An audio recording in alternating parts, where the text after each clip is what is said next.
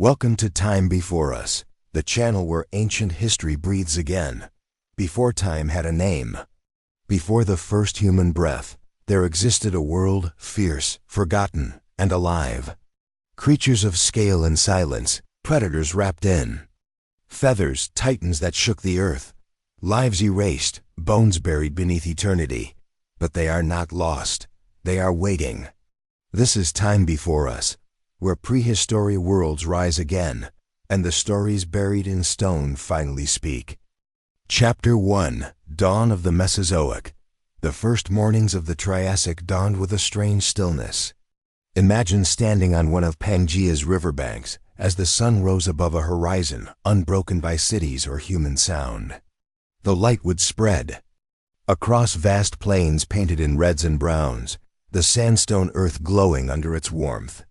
You might hear nothing at first, only the breeze sighing through scrubby plants that clung stubbornly to life. But if you listened carefully, you would notice tiny stirrings, the flutter of an insect's wings, the cautious splash of an amphibian retreating into water, the slow crunch of some reptile moving across pebbles. In these quiet landscapes, survivors of the Permian clung to fragile routines. They had endured the most catastrophic event Earth had ever known. An extinction so brutal that 9 out of 10 species had vanished. What remained were hardy, adaptable creatures, many small and inconspicuous. Crocodile-like archosaurs basked in the heat, lizards darted between rocks, and amphibians rested half-submerged in ponds, their eyes glimmering just above the surface. Their presence filled the silence with subtle rhythms, nothing like the deafening roars we often imagine when we think of the age of reptiles. The earth itself still bore scars. Across Pangaea's vast deserts, winds carried fine dust that settled over everything. Forests were patchy and thin, mostly dominated by conifers with needle-like leaves that could withstand the dry climate. Ferns carpeted river valleys, their green fronds unfurling like cautious flags of recovery. And here and there, cycads appeared, plants with thick trunks and crown-like leaves that gave the land an otherworldly look, as if nature had reinvented the idea of trees from scratch. What's striking about this time is how peaceful it would have felt compared to what came later. Without large predators yet dominating the land, the early Triassic was quieter, gentler. The sounds you'd hear at dusk might not be roars, but instead the soft chorus of insects and the trickle of water moving over stones, frogs and air. Even the first reptiles of the age, the precursors to dinosaurs, moved softly through the undergrowth, their footsteps no louder than the shifting of leaves. And yet, beneath that calm, there was tension. The earth had pressed a reset button, and evolution was experimenting furiously. The lineages that would later dominate dinosaurs, mammals, crocodiles, turtles, all traced their roots to this fragile moment. It's astonishing to think that the future kings of the planet began not as thundering giants, but as small, almost invisible creatures blending into the shadows. The rivers of this dawn carried life forward. Fish swam in quiet schools, their silver scales catching sunlight beneath the surface. Dragonflies, some with wingspans as wide as your hand, skimmed above the water, the steady beat of their wings joining the soundscape of this new world. At times you might hear the plop of something larger entering the water, a temnospondyl, one of the great amphibian survivors of the extinction. These were hulking creatures, part crocodile, part salamander, lurking just beneath the surface. They made no thunderous movements, only slow ripples and quiet splashes as they hunted fish in the shallows. Farther inland, silence stretched across open plains where the heat shimmered. Herds of small reptiles padded quietly across dusty ground, their tails dragging faint lines behind them. They paused often to bask, soaking up warmth, conserving energy. Life here had to move carefully. Food was scarce, water scarcer still, and every step carried risk. But in that fragility lay a deep calm, a patience that shaped everything. What's beautiful about imagining this world is how slow it must have felt. Days unfolded not in chaos but in rhythms, sunrise, heat, dusk, nightfall, each bringing its own gentle symphony of sound. When rains came, you'd hear the soft percussion of drops against fern leaves, the rush of water swelling rivers, the croaks of amphibians echoing louder in celebration. When winds swept across the land, they whispered through forests, bending conifer branches with a hiss like ocean waves. At night, under skies unspoiled by artificial light, the stars would blaze more brightly than most of us can imagine. The Milky Way would stretch across the heavens like a glowing river, mirrored in the dark waters of prehistoric lakes. The sounds of the night were delicate but rich, insects buzzing, small reptiles rustling through dry leaves, the occasional splash of an amphibian returning to water. There were no mammalian calls yet, no bird songs. Those would come later. For now the music of Earth was reptilian, insectal, elemental. But here's the quiet secret of the dawn of the Mesozoic. It was not a place of finality, but of possibility. Every small lizard, every cautious amphibian, every fern rising from ash carried within it the potential for transformation. The calm of this world was not emptiness. It was a pause before the crescendo. And if you had stood there, listening, you might have felt it too. The hush wasn't just silence. It was anticipation. Chapter 2. The First Forest of Giants. Imagine walking into a forest where the trees don't just tower above you, they dwarf you into insignificance. These weren't the oak, birch, and pine woods we know today, but something altogether stranger. Conifers with trunks as wide as a room stretched upward like living pillars. Cycads, plants that looked like a mix of palm tree and fern clustered in groves, their thick, crown-like leaves spreading outward like prehistoric umbrellas. And beneath their canopy, the ground shimmered with low carpets of ferns, horsetails, and mosses. This was Earth's great comeback act. After the near sterility of the Permian deserts, the Triassic forests rose like green cathedrals, vast, echoing halls of life where the planet quietly healed itself. Sunlight streamed through the branches in fractured beams, warming the soil and feeding the leaves. The air itself was heavy, humid, and perfumed with resin and dampness. Every step into this environment must have felt like stepping onto another planet, one familiar and alien all at once. What's remarkable is how strange these forests would seem to modern eyes. The plants that dominated them weren't flowers or grasses. Those hadn't even evolved yet. Instead, the giants were gymnosperms, trees and shrubs that reproduced with cones instead of blooms. Conifers spread their needles skyward, some rising more than 30 meters tall. Cycads looked like armored palms, their trunks thick and scaly, their leaves rigid and spiky. Horsetails, which today rarely grow higher than your knee, sometimes reached the height of small buildings. The landscape seemed exaggerated, as though nature were sketching rough drafts on a massive scale. Step into the forest and pause.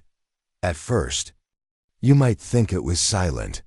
But wait, and the quiet begins to reveal itself as something richer. The buzz of dragonflies darting through beams of sunlight, the rasp of cicada-like insects vibrating their calls through the thick air. A rustle, quick and fleeting, betraying a small reptile darting through the leaf litter. The faint creak of branches swaying against each other. This was not silence. It was a softer kind of music, layered, subtle, endlessly patient. These forests, for all their grandeur, radiated calm. They weren't bustling with birdsong or mammal cries yet, because neither had appeared. Instead, their soundscape was dominated by the steady rhythms of insects, the splash of amphibians in shadowed pools, the cautious footsteps of small reptiles. Even pterosaurs, the first true masters of the skies, passed overhead with only the faint creak of leathery wings. It was life at a lower volume, but no less alive. And yet, these forests carried scars. Fires were frequent. Lightning storms ripped across Pangaea's interior, igniting dry stretches of woodland. When flames rolled through, they devoured with frightening speed, leaving behind blackened trunks and ash. But the forests were resilient. Ferns were often the first to return, carpeting the ground in a lush green after each fire. Conifers followed, sending roots deep into the soil, reclaiming their place.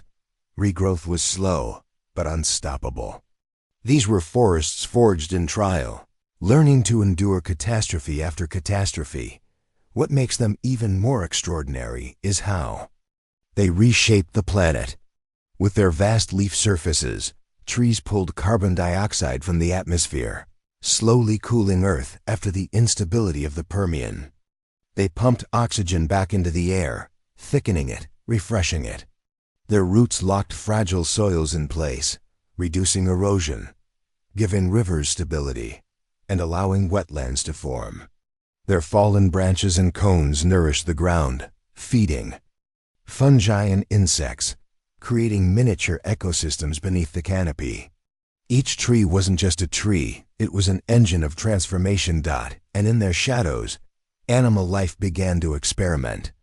Tiny proto-dinosaurs crept along the undergrowth, their bodies built for agility and speed. They weren't the thunderous giants of later ages, but quick-footed creatures that tested new ways of living: group hunting, endurance, and constant movement. Their soft footsteps added a whisper of presence among the ferns. Early herbivorous. Reptiles tested new diets, nibbling at cycads and tearing fronds from horsetails with teeth built to grind vegetation. Small mammal-like reptiles scuttled at night, hiding in burrows at the bases of trees. The forest floor wasn't crowded, but it was steadily filling with possibilities. Picture twilight in one of these groves. The last beams of light slant sideways through the branches, painting the forest in gold and shadow. The air cools and the sounds shift. Insects hum louder, turning dusk into a chorus. Frogs croak from hidden pools, their calls echoing softly in the distance. Somewhere deeper in the shadows, a branch snaps under the weight of something small moving unseen. Above, a primitive pterosaur flaps slowly across the canopy gap, silhouetted against the fading light. This is no chaotic wilderness. It is a world, measured in rhythms, slow, steady, enduring. At night, the transformation is even more profound. Under a sky blazing with stars, the forest becomes a silver-tinted cathedral. The moonlight filters through conifer branches, casting long, still shadows across the ground. Fireflies, ancient ancestors of those we know today, flicker between ferns, painting temporary constellations in the air. The chorus of insects swells, joined by the croaks and splashes of amphibians.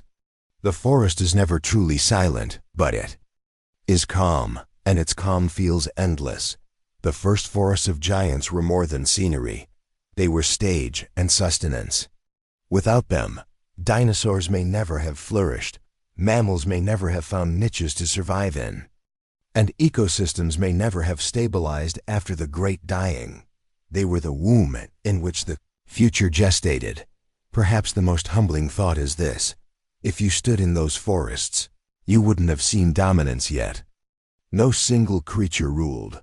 No single sound defined the world. Instead, life was in balance, spread thin but steady, finding its footing again beneath the shadows of towering trees.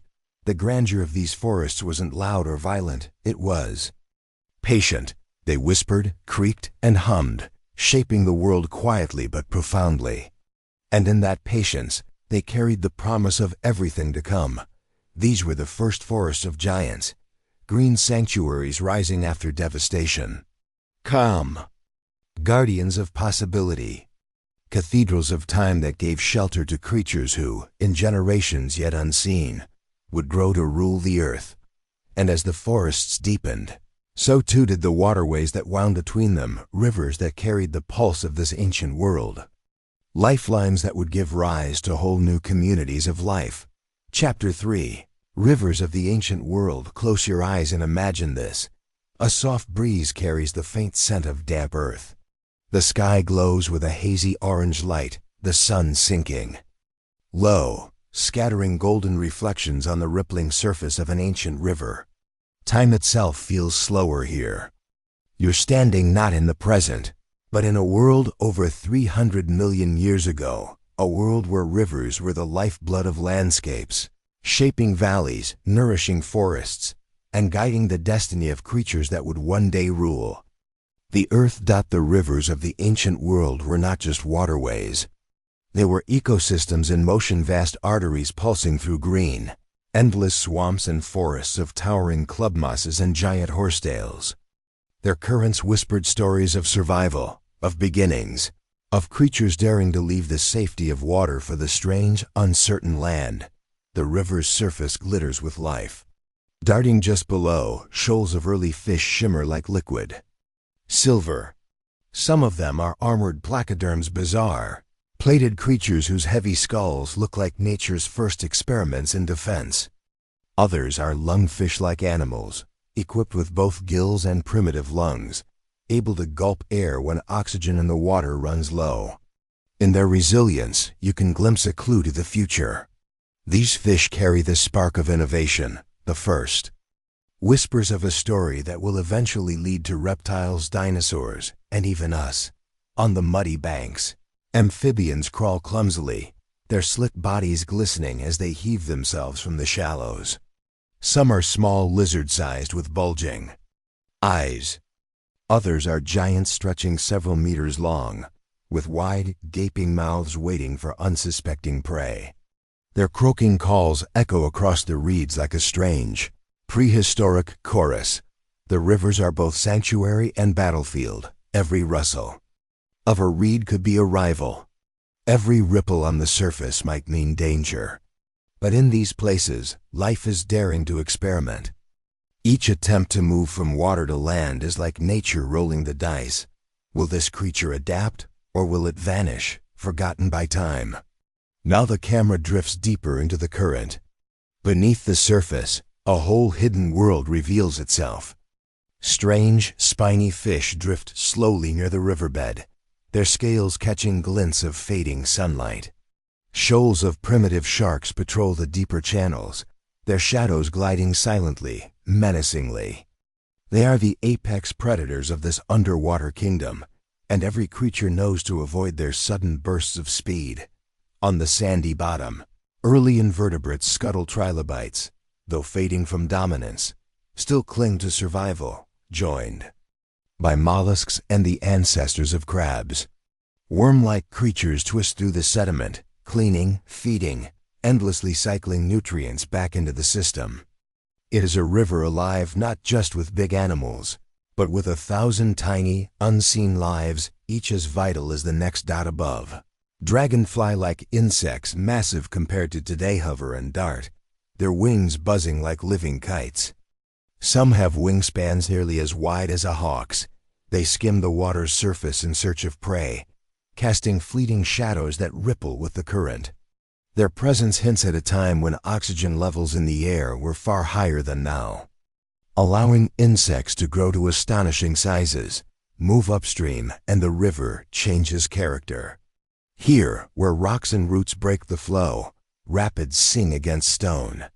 Foam gathers in eddies, and the sound is a constant hush, like the earth itself. Breathing. This is where amphibians often lay their eggs, hiding them in sheltered pools among reeds and ferns. Tiny, jelly-like clusters cling to submerged plants, each containing the fragile beginnings of new life. Soon, the river will be filled with squirming tadpoles, reminders of how deeply tied these creatures still are to the water that birthed them. But look closer. Some hatchlings won't stay here. They will crawl beyond the shoreline, developing lungs strong enough to gulp air fully, their limbs sturdier for bearing weight. Step by step, generation by generation, these pioneers will carry their lineages farther from the water's edge. They don't know it, but they are the ancestors of reptiles, the first true land dwellers who will one day give rise to the mighty dinosaurs. It is almost poetic. Rivers, in their gentle persistence, are quietly shaping the course of evolution, and the riverbanks themselves, they're not quiet either. Imagine towering trees, but not like any you'd recognize today. Instead, forests of giant lycophytes club mosses stretching over 30 meters tall form green cathedrals along the water's edge. Their trunks rise like columns, topped with crowns of spiky leaves. Ferns and horsetails crowd the understory, while fungi taller than a person push upward from damp soil. Feeding on fallen wood, the air here is thick and humid, carrying the sweet, earthy scent of decay and growth. Each breath feels heavier, as if the forest itself is pressing close. And in that atmosphere, the river glimmers as a ribbon of life. Weaving through the green maze, small reptiles, the very first of their kind, shuffle cautiously among the roots. They are unlike the amphibians, for they carry their world with them. Their eggs, encased in protective shells, no longer need the water to survive. This small innovation will change everything. With eggs that can resist drying out, reptiles are free to roam further, to push into new territories where amphibians cannot follow. And it all begins here, by the ancient rivers. At night, the river transforms again. The last light fades, and the water glows with the reflections of a billion stars. The air cools, mist rising from the surface in ghostly swirls. Strange calls echo through the darkness, deep, throaty bellows of amphibians, the clicks and hums of nocturnal insects, the splash of something unseen slipping back into the water. It is a world of silhouettes and shadows. Large amphibians lurk at the edges, half submerged, waiting to ambush smaller creatures that wander too close. Insects thrum in thick clouds, some falling prey to fish leaping from the water in sudden bursts. The cycle of survival never stops, not even in the stillness of midnight. And yet, beneath the tension, there is peace too. The river flows on, unconcerned with the dramas of its inhabitants. Its current smooths stones, feeds forests, and carries nutrients downstream. It is timeless, eternal, the same rhythm that will one day carve the landscapes we know today. What makes rivers so powerful in the story of life? Maybe it's their constancy. They never stay still, yet they are always there. Flowing, guiding, connecting. For early life on Earth, rivers were bridges between worlds, the world of water and the world of land. Every amphibian that climbed the muddy bank, every reptile that dared to lay its eggs on dry ground, every insect that spread its wings in the heavy air, they all owed their chance to the rivers. These waterways nurtured them, challenged them, and gave them the opportunity to evolve. In many ways, rivers were nature's laboratories, testing new designs, refining survival strategies. Some creatures failed, disappearing into extinction. Others thrived, carrying their traits forward, leaving behind invisible fingerprints on the story of life. Without rivers, the history of Earth might have been very different. Perhaps amphibians would have remained trapped in their watery realms.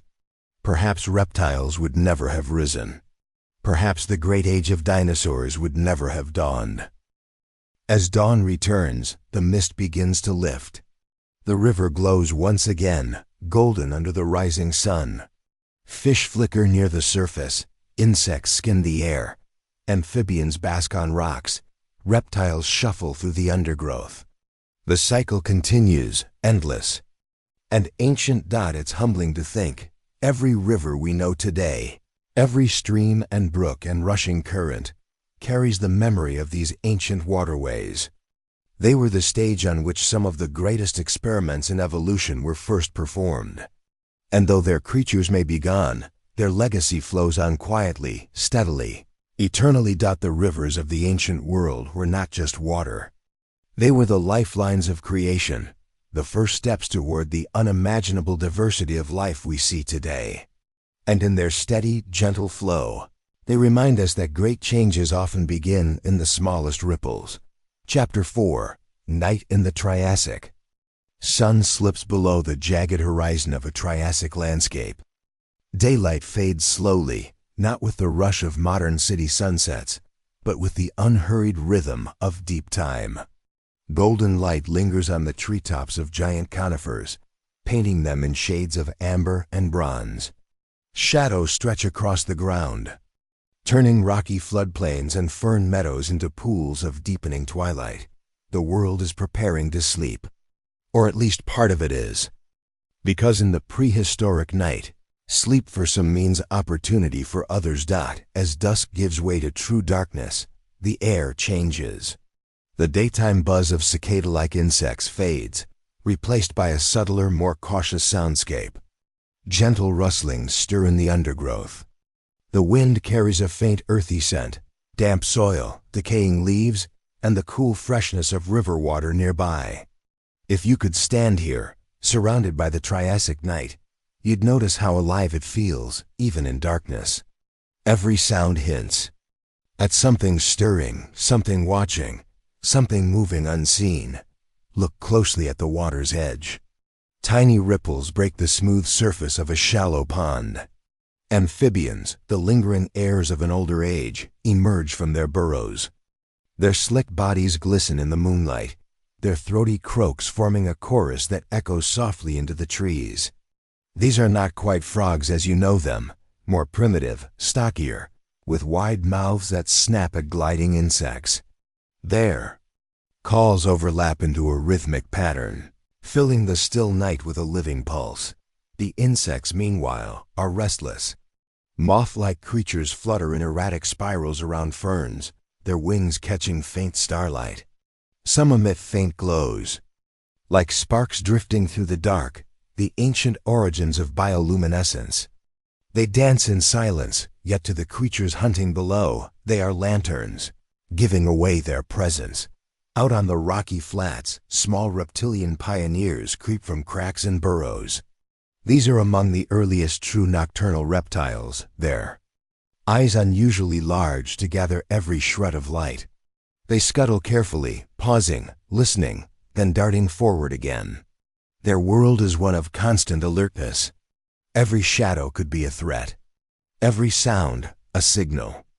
They hunt smaller insects, but they themselves are prey to something larger. Listen closely. Do you hear it? A soft scraping sound. Something is moving among the fallen branches. The shape is low, cautious, its body hugging the earth. It is not large, no bigger than a house cat, but in the Triassic night, it is a formidable hunter. This is a small archosaur, perhaps an ancestor of future dinosaurs, and it moves with eerie patience. Its slender snout dips close to the ground, picking up scents left behind by insects or scurrying lizards. When it finally strikes, it does so in silence. A sudden lunge, a snap of jaws, and then nothing but the crunch of tiny bones. Above, the sky is unlike anything we see today. Without human light to dull it, the heavens blaze with stars, billions of them scattered like shards of crystal across black velvet. The Milky Way arches high, its band of pale light shimmering in perfect clarity.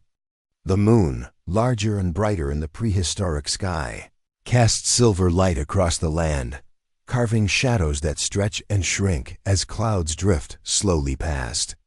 The night is dark, but never empty. From the dense ferns, a new sound rises, a rhythmic rustle, heavy, deliberate. The hunter pauses, its head lifting, its body freezing mid-step. Something much larger is awake. Slowly, out of the foliage, emerges the bulky frame of a dicynodont, one of the last survivors of an ancient lineage. Its beaked mouth snaps at ferns, tearing them in slow, grinding motions. Though herbivorous, its presence dominates the clearing. In the moonlight, its leathery hide glistens with dew. Each exhale forms a faint cloud of vapor in the cooling air. It does not fear the small hunter. In fact, it hardly notices it.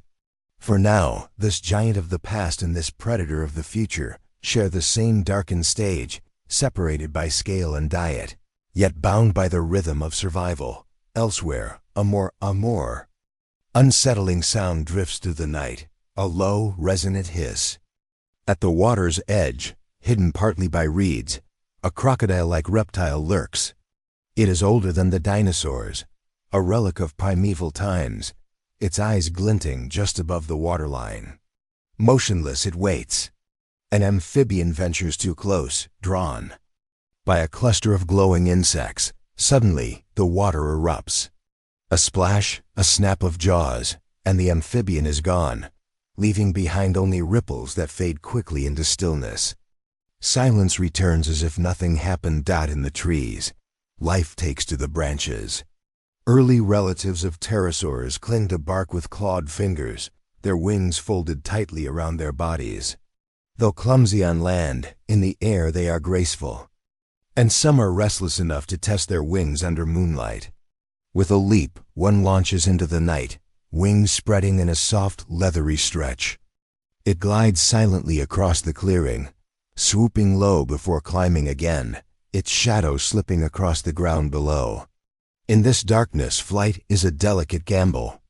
A wrong turn, a sudden gust, and survival becomes uncertain. But for these early flyers, the air is freedom, and the night belongs to them just as much as to any hunter on the ground. The Triassic night has its own rhythm, periods of deep stillness followed by sudden bursts of activity. Predators strike, prey scatters, silence falls, and then the cycle repeats. It is a world balanced on tension, where even the faintest sound can mean survival or death. But to us, listening from afar, the night feels almost peaceful. The layered sounds, the croaks of amphibians, the rustle of leaves, the distant crash of something large moving unseen, blend into a kind of ancient lullaby. And yet, there are moments that break the calm. Imagine walking through this night, hearing the gentle chorus of amphibians, only for it to fall silent in an instant. The sudden absence of sound is louder than any noise. It means something is near.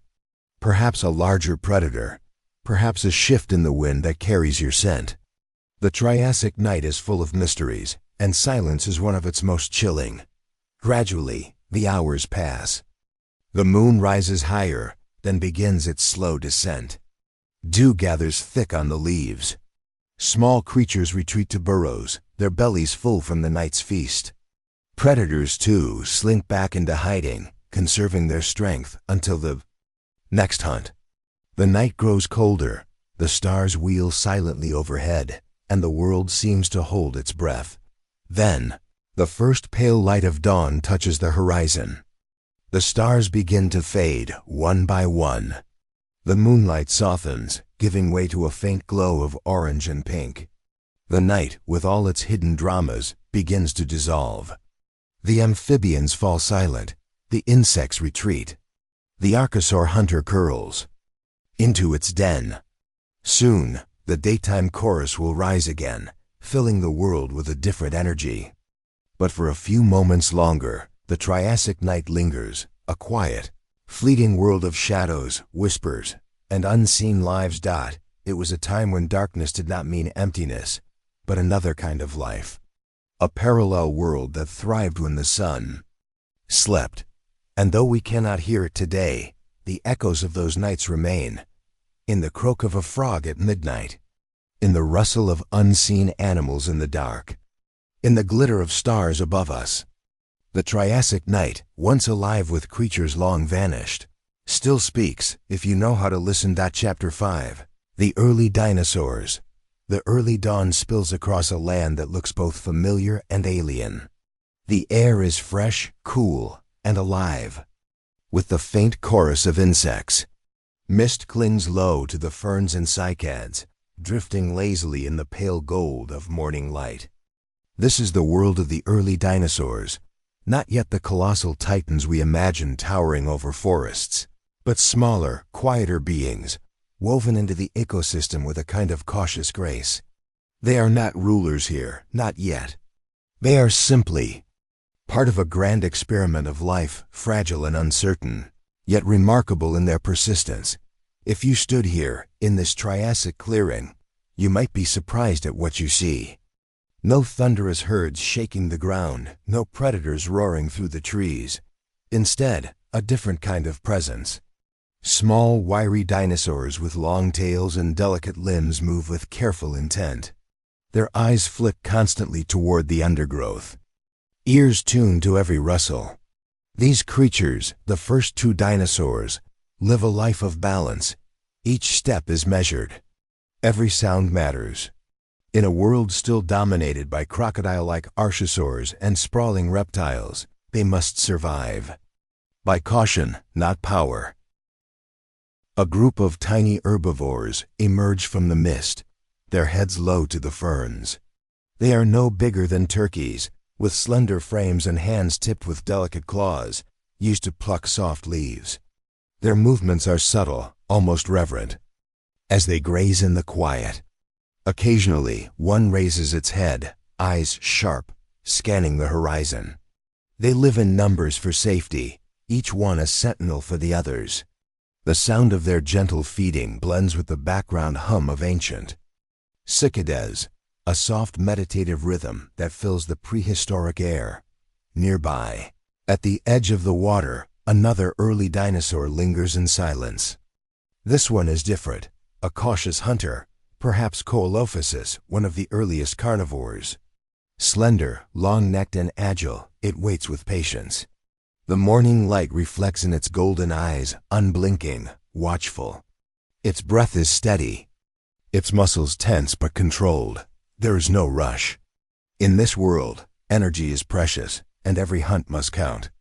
The hunter moves with the stillness of a shadow, placing each foot carefully so as not to disturb the ground. The rustle of ferns is softer than a whisper. It is a predator born not of brute strength, but of precision. This is the rhythm of the early dinosaurs, quiet grazers and cautious hunters, sharing the land in a delicate equilibrium. For every small herbivore bending its neck toward tender shoots, there is a carnivore watching, weighing the moment, deciding when to move. The scene is not violent, not chaotic, but strangely calm. Life continues under a blanket of awareness, a sense that danger is always close. But so is survival. The landscape itself holds the sounds of their world. The soft trickle of a stream winds through the clearing, its waters glistening in the new sunlight. Primitive frogs croak faintly from the shallows, adding their voices to the morning's chorus. Giant dragonflies hover lazily overhead, their wings catching the light like shards of glass. Somewhere deeper in the forest, a distant call echoes, not the roar of a giant predator, but the throaty bellow of an early reptile staking its claim. The dinosaurs remain still at the sound, their instincts sharpened by countless generations of survival. Then, slowly, they return to their movements. The day unfolds with a measured grace. The small dinosaurs wander further into the greenery, their tracks pressed lightly into the damp soil. Some pause to nibble at young shoots, while others flick their tails to shoo away buzzing insects. The predator, meanwhile, circles quietly through the undergrowth, never too close, never too far. It does not need to kill today, not yet. Hunger can wait. The patience of this world is its most striking quality. Life is unhurried. Every creature moves with purpose, yet nothing feels rushed out as the sun rises higher. Warmth spreads across the clearing. The mist lifts, revealing more of the terrain. Low ferns, cycads with palm-like fronds, and conifer trees casting long, sharp shadows. The air carries the earthy scent of damp soil and resin. It is a land both wild and calm, untouched by the thunder of modern imagination. For these early dinosaurs, peace is not an absence of struggle, it is the act of living within it. The grazers continue their slow march across the fern fields, and the hunters follow from a distance, weaving silently between the trees. Neither side dominates, neither side falters. They exist together, bound by the same quiet law of survival. Evening approaches, and the forest begins to glow with soft amber light. The grazers find safety among thicker ferns where their colors blend with the shadows. The predators retreat to the edges, their silhouettes fading into the trees.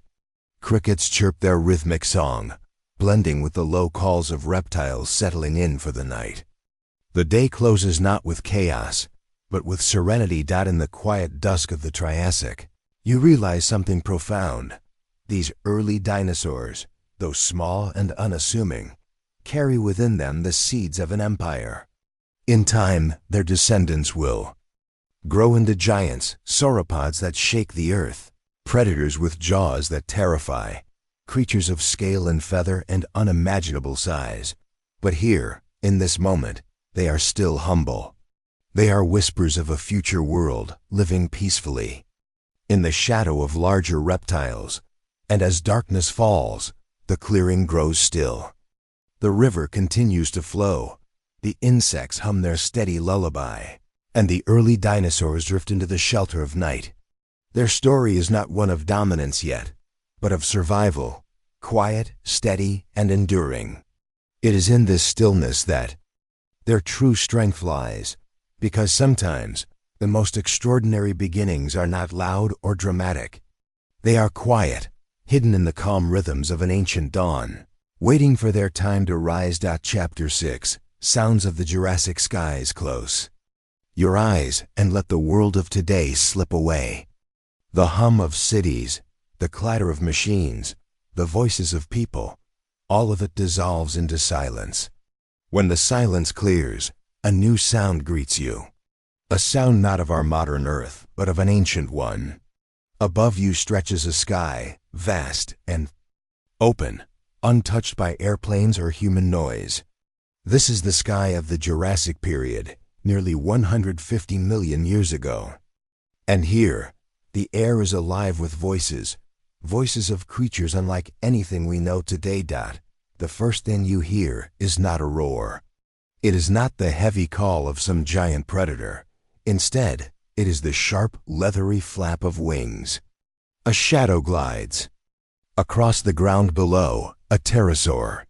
Its wings stretch wide, membranes of skin catching the wind. The sound is soft, like the rustle of a sailboat's canvas, but insistent, steady. Each beat lifts the creature higher until it circles, catching a rising column of warm air. From far away, a different sound cuts through the open air. A high, rasping cry, sharp, almost metallic, the call of another pterosaur staking its claim to this patch of sky. The reply comes, distant yet echoing, like voices in a canyon. The Jurassic sky is never quiet. It is full of competing notes, layered and interwoven like a wild orchestra. Drift upward, higher still, and you begin to hear the beating chorus of many wings together. Some large, heavy, pushing through the wind with effort.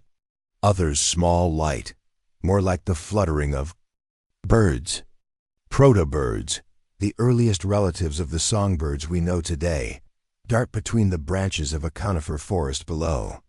Their wings whir with a speed that hums like the buzzing of insects, a new sound added to the sky. Listen carefully, and you hear their soft, throaty chirps, uncertain, primitive, but hints of the music that birds will one day perfect. The forest canopy below sways in the wind, tall conifers rising like green towers. When the gusts pick up, the branches whistle faintly, adding their own voice to the scene. And in those trees, creatures stir.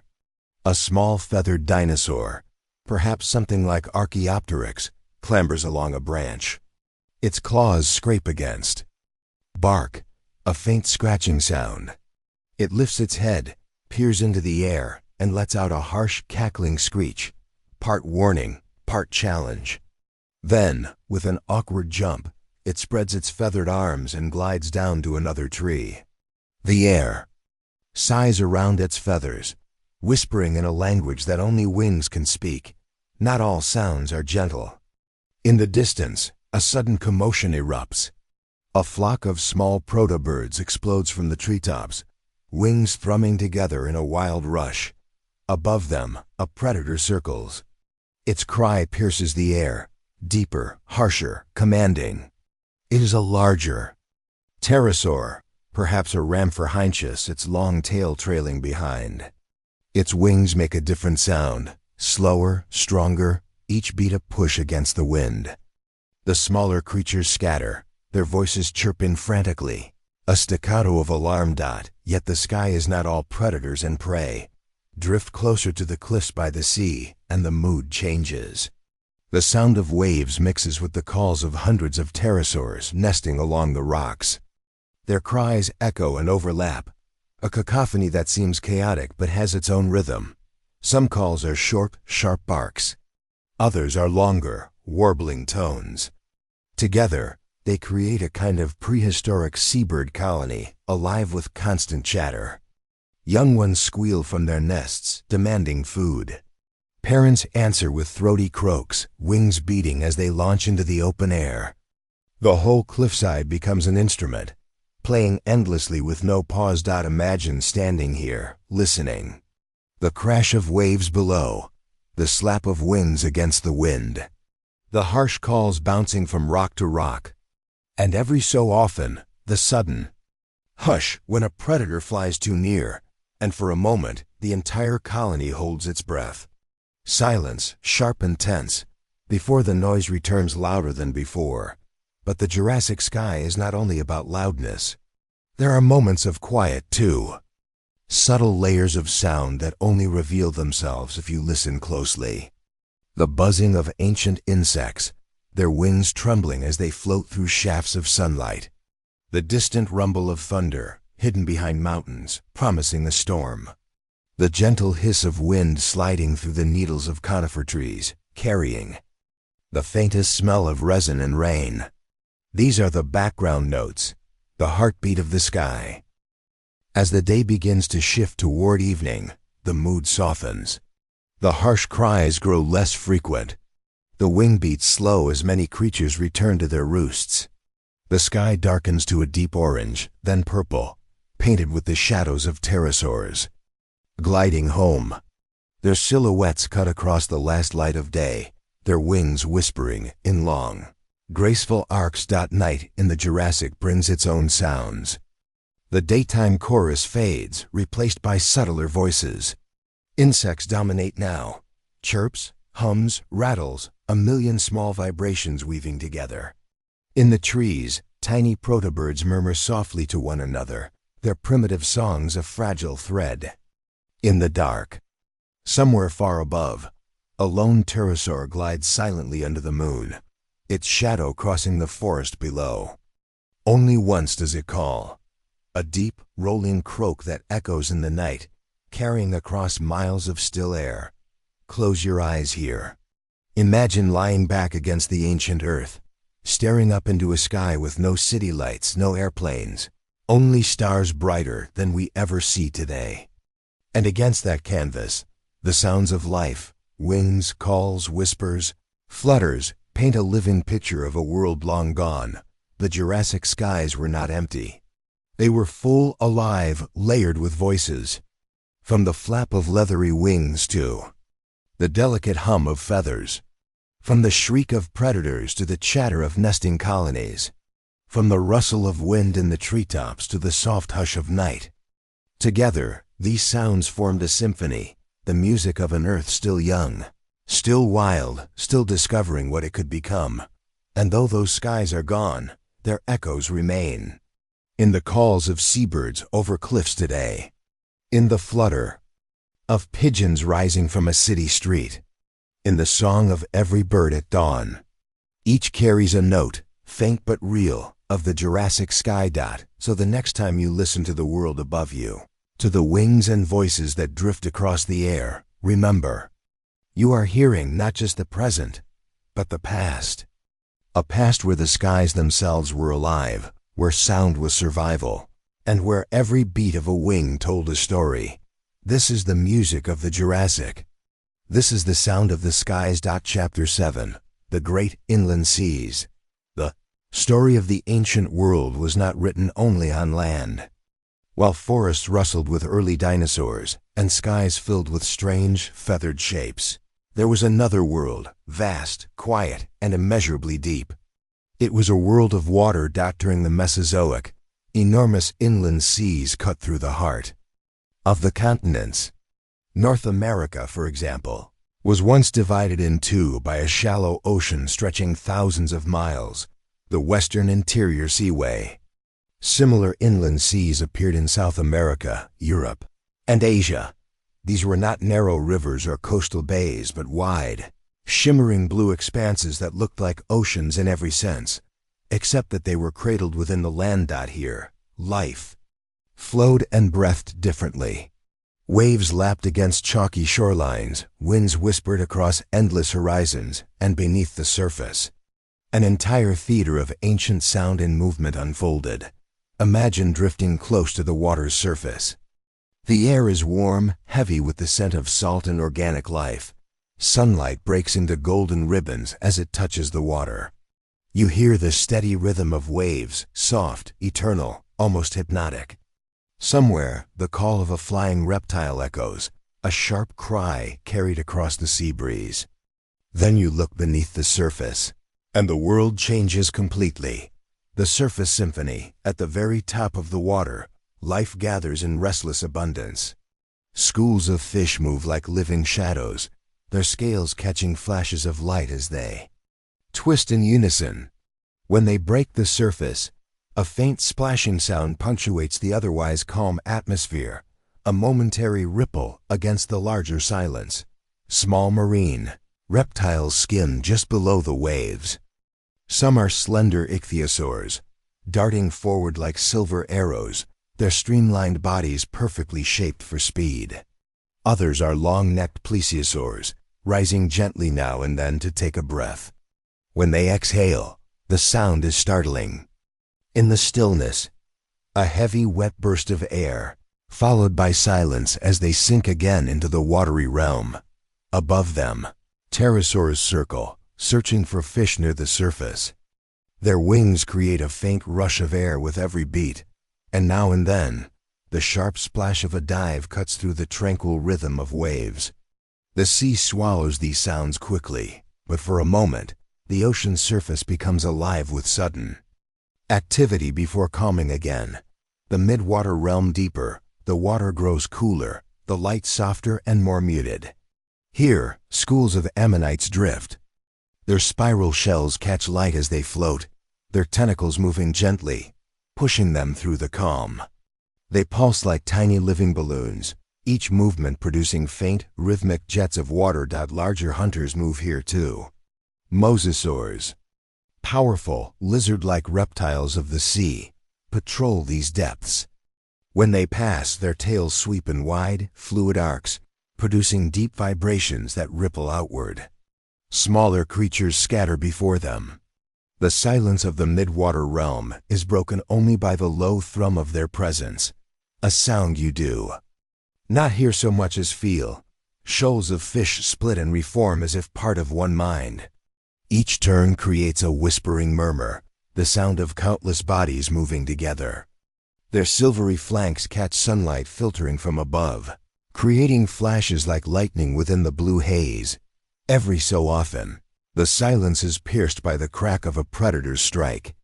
A mosasaur rushes forward, jaws snapping shut with a heavy, muffled crunch.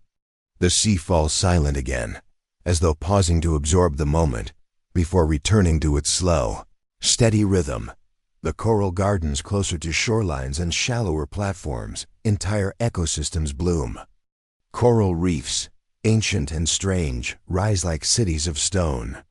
Their surfaces are alive with texture. Sponges, bryozoans, crinoids, and small shellfish cling to every inch. Here, the soundscape is different. It is filled with tiny clicks, snaps, and crackles. Shrimp-like creatures pop against the coral. Fish nibble at surfaces, their teeth scraping faintly. The reef is not silent, it is a constant hum of small lives, a static-like crackle beneath the water. Brightly colored fish dart between coral towers. Some graze peacefully, while others flash territorial displays. The reef is both sanctuary and battlefield, alive with quiet drama.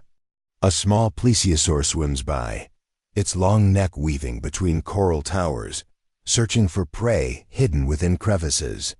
Its paddle strokes produce rhythmic, gentle swishes, the steady beat of an underwater traveler. Above the reef, sunlight dances. Rays shimmer across the coral in golden shafts. When clouds pass overhead, the light dims and softens, transforming the reef into a place of muted shadows.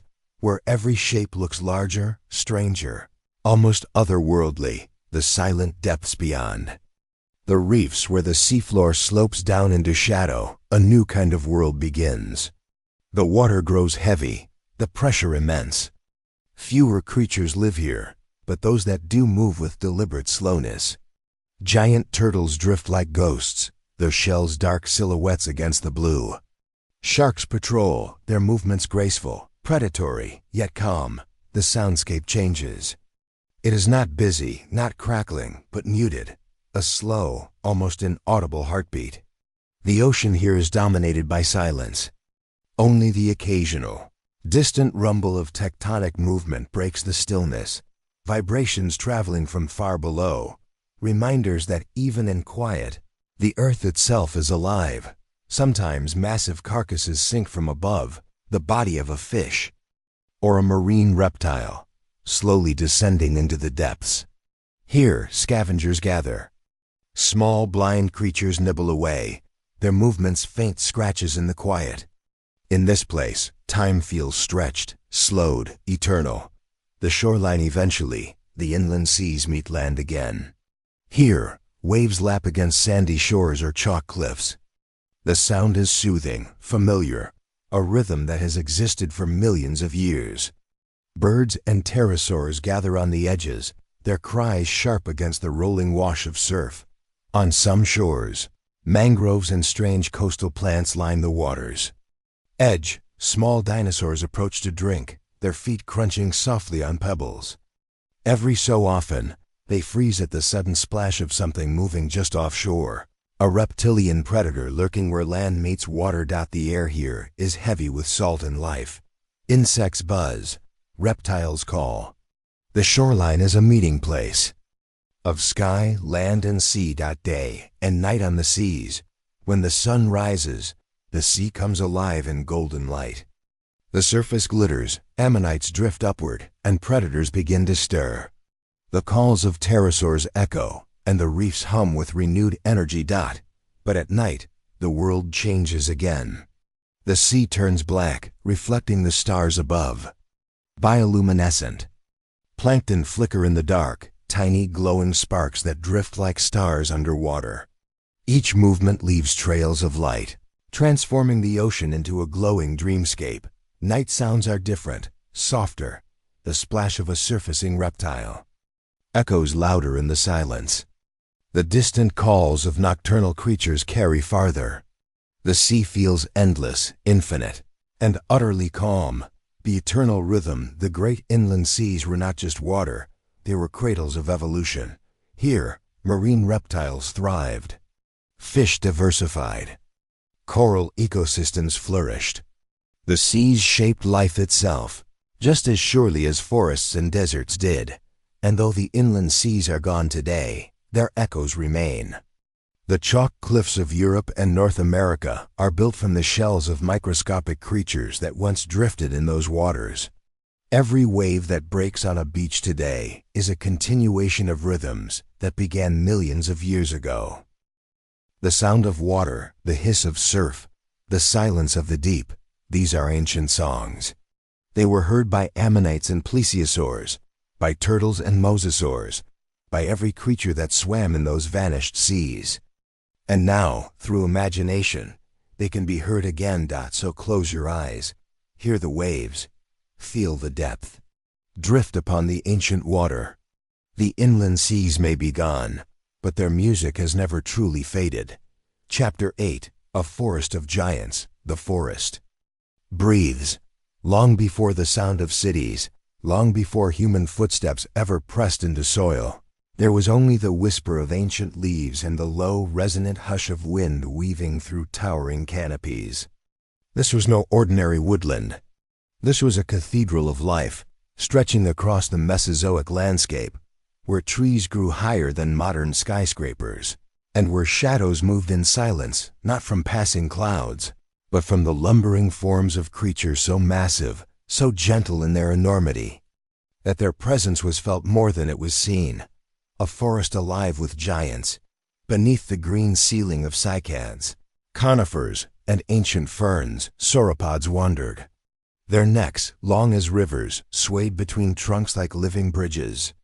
There, footsteps pressed deep impressions into the damp soil, creating pools where rainwater collected, turning the forest floor into a map of pathways, each footprint an echo of passage.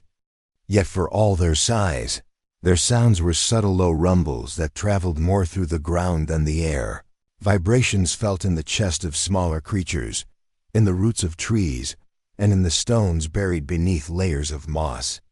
If you listen closely, you can almost hear it, a distant, subsonic hum, rising and falling like the swell of a deep drum. That was the language of giants, inaudible to most but pulsing through the world like an underground river of sound. The day begins slowly here. At dawn, mist clings to the understory, drifting between tree trunks like ghostly curtains. Sunlight filters through in shafts, breaking the canopy into golden ribbons. Birds primitive, feathered creatures still clumsy in flight flit between branches, their chirps and calls filling the upper layers of the forest. Insects buzz in steady rhythms, wings shimmering like glass as they catch the light. And then, like an orchestra beginning with the softest of notes, the first deep vibration rolls through the earth. A sauropod steps into the clearing, its neck arcs upward, higher than the surrounding trees, searching for young leaves near the canopy. With a slow, deliberate motion, it strips an entire branch of greenery, the crunching sound of foliage breaking echoing faintly in the still air. Each movement is unhurried, purposeful, as though time itself bends around the patience of such giants. For them, the day is not measured in moments but in seasons, their lives stretching across centuries. As the giant moves, its body becomes a moving wall of shadow. Small animals scatter before it, tiny mammals darting into burrows, feathered dinosaurs skittering across roots, lizards flattening themselves against bark. Yet there is no fear here, only respect. For in this forest, size determines balance, and the giants, despite their enormity, bring more calm than chaos. The sounds of the forest shift with their presence. Where once there was only the buzz of insects and the songs of smaller creatures, now there is rhythm, the deep thud of a footfall, followed by silence, then another. Between each step, the forest seems to hold its breath, only to exhale again when the vibrations settle. This cadence, steady and eternal, is the heartbeat of the Mesozoic forest. Sometimes, when multiple sauropods move together, the air is filled with overlapping rumbles, a chorus of resonances that blend into one another until the ground itself seems to sing. Scientists believe these low-frequency calls could travel miles, carrying across forests, plains, and rivers, one herd speaking to another in a language of vibrations. Imagine standing in such a forest as a human observer.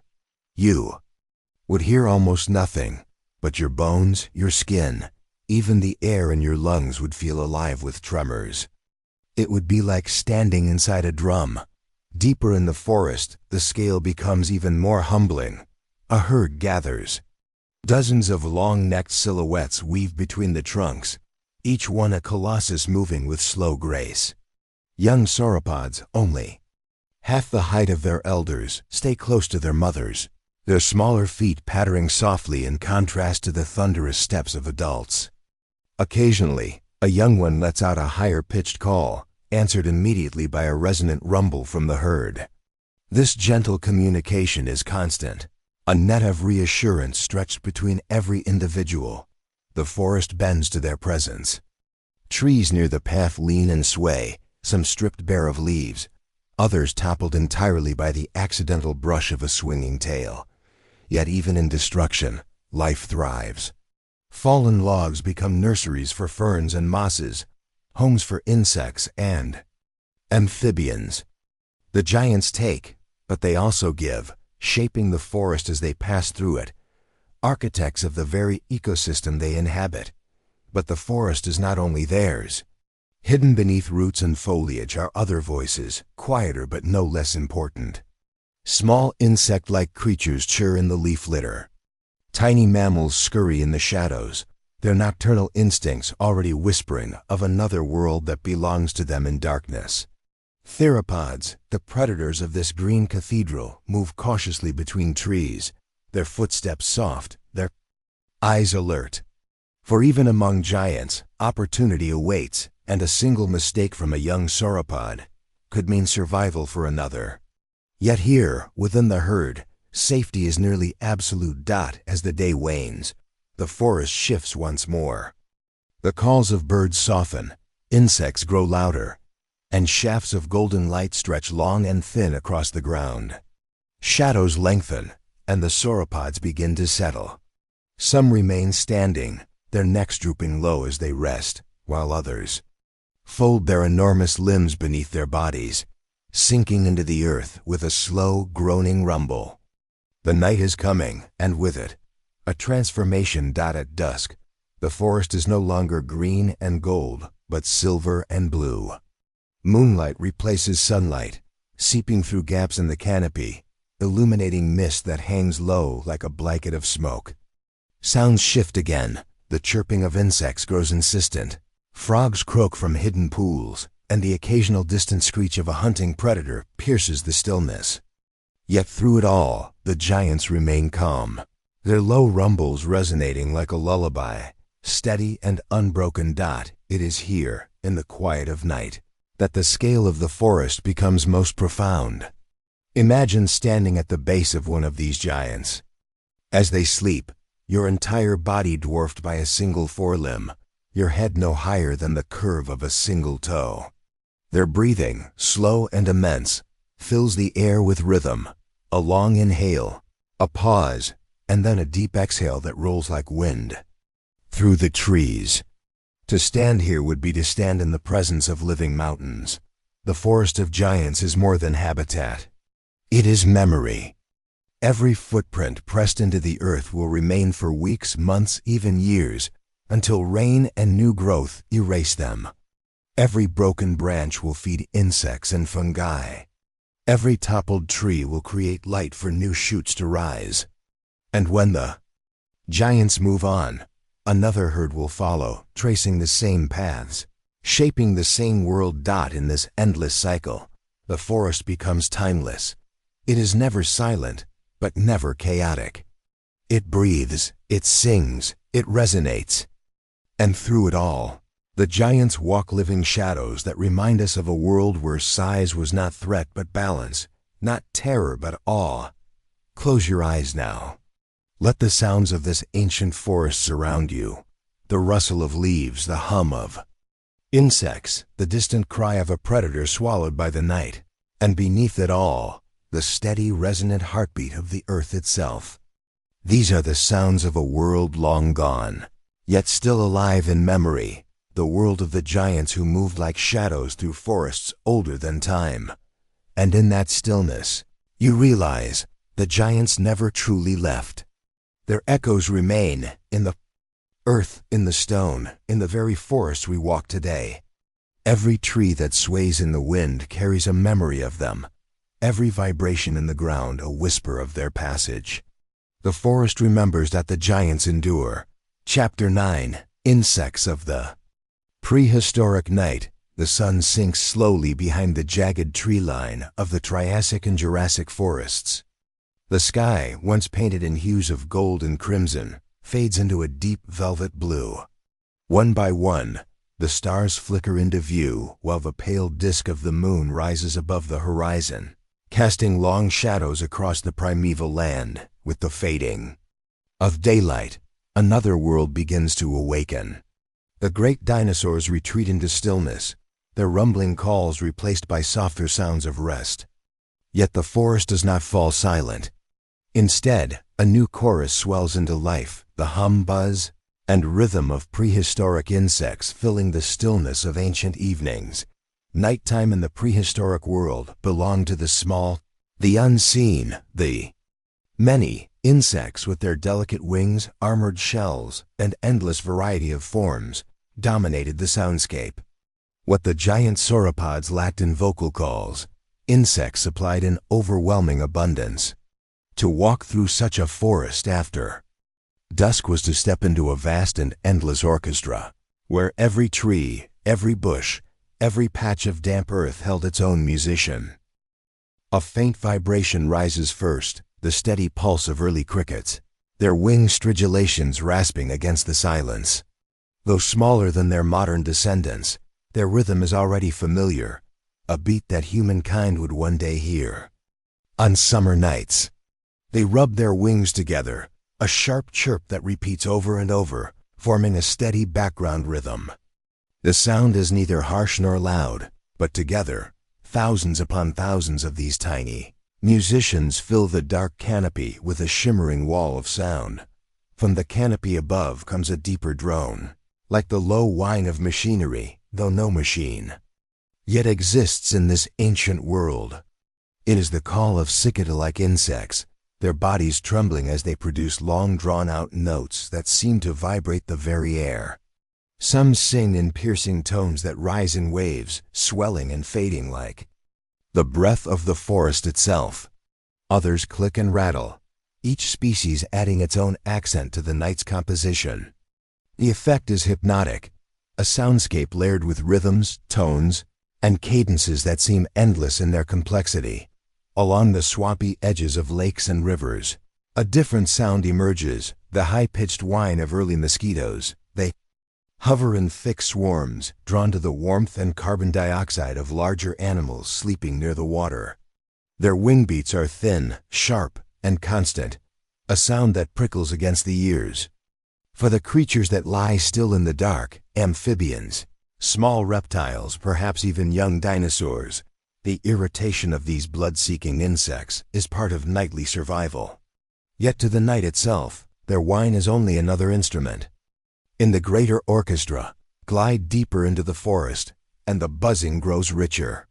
Large beetles, their wings hidden beneath hard shells, crawl along tree trunks before launching into the air with a heavy, droning hum.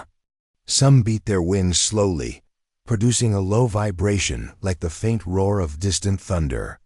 Others take, often rapid bursts, their wing beats so fast they become a blur, filling the air with a rising whir that cuts quickly into silence. Above the canopy, dragonflies, some with wingspans as wide as a hawk, dart through the night sky. Their wings flicker like blades slicing the air. The sound is subtle but present, a faint whisper as they chase smaller insects in swift, darting motions. When they land, their transparent wings fold and click, catching the moonlight like glass. They are ancient hunters, unchanged for hundreds of millions of years, and at night their soft flight stills the buzzing beneath them. Occasionally, the night is pierced by something stranger still, the rattling of giant prehistoric katydids. Their bodies hidden in thick ferns, they scrape their wings to produce sounds like sudden bursts of static, irregular and surprising. Some calls are short and sharp, others long and rattling, echoing off the trunks of cycads and conifers. It is almost as if the forest itself is speaking in code, a language of chirps and rattles whispered to the dark. But not all sounds of insects are heard. Some are felt. Moths, their wings large and soft, move silently through the air, disturbed only by the faintest flutter as they brush against leaves. They gather around glowing fungi on rotting logs, their powdery wings reflecting starlight.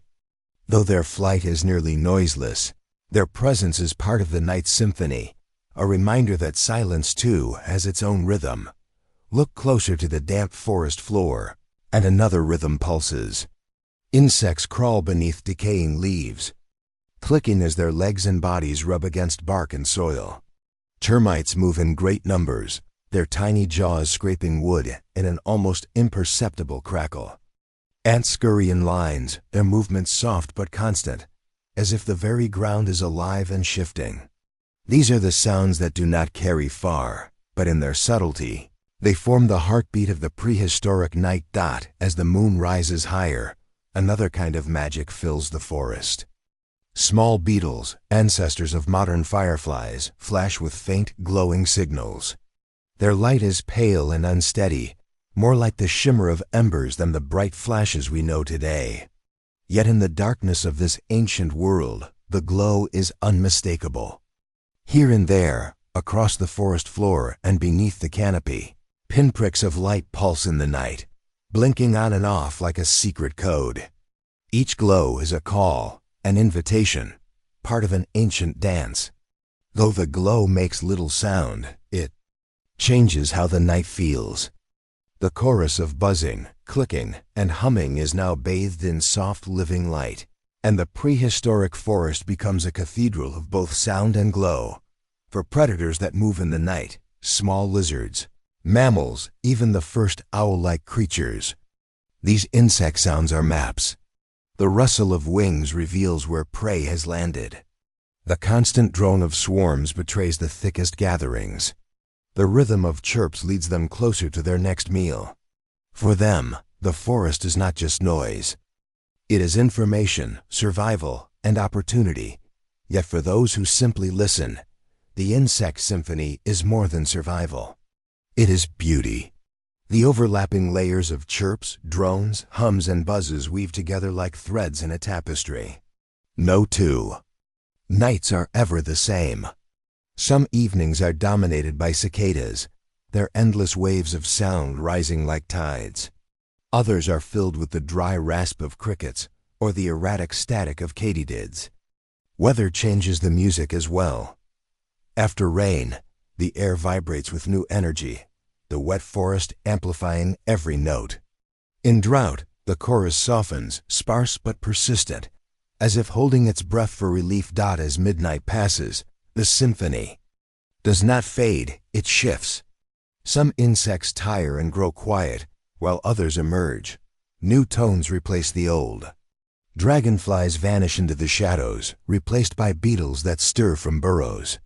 The night is alive in constant renewal, a rolling wave of sound that carries from dusk until dawn. Finally, the eastern sky begins to pale. A faint glow seeps back into the forest as the sun approaches the horizon. Slowly, the insect chorus begins to quiet. The cicadas fall silent, their vibrations fading into memory. Crickets grow fewer, their chirps spaced out, hesitant. Beetles land and crawl back into hiding. Even the mosquitoes thin, retreating into the cool shadows. What was once a vast, overwhelming orchestra softens to a fading murmur. And then, at the very edge of dawn, the forest holds its breath. For a moment, silence reigns. The insects rest, waiting for another night. The chorus will return, as it has for hundreds of millions of years, and as it will long after the age of dinosaurs has passed.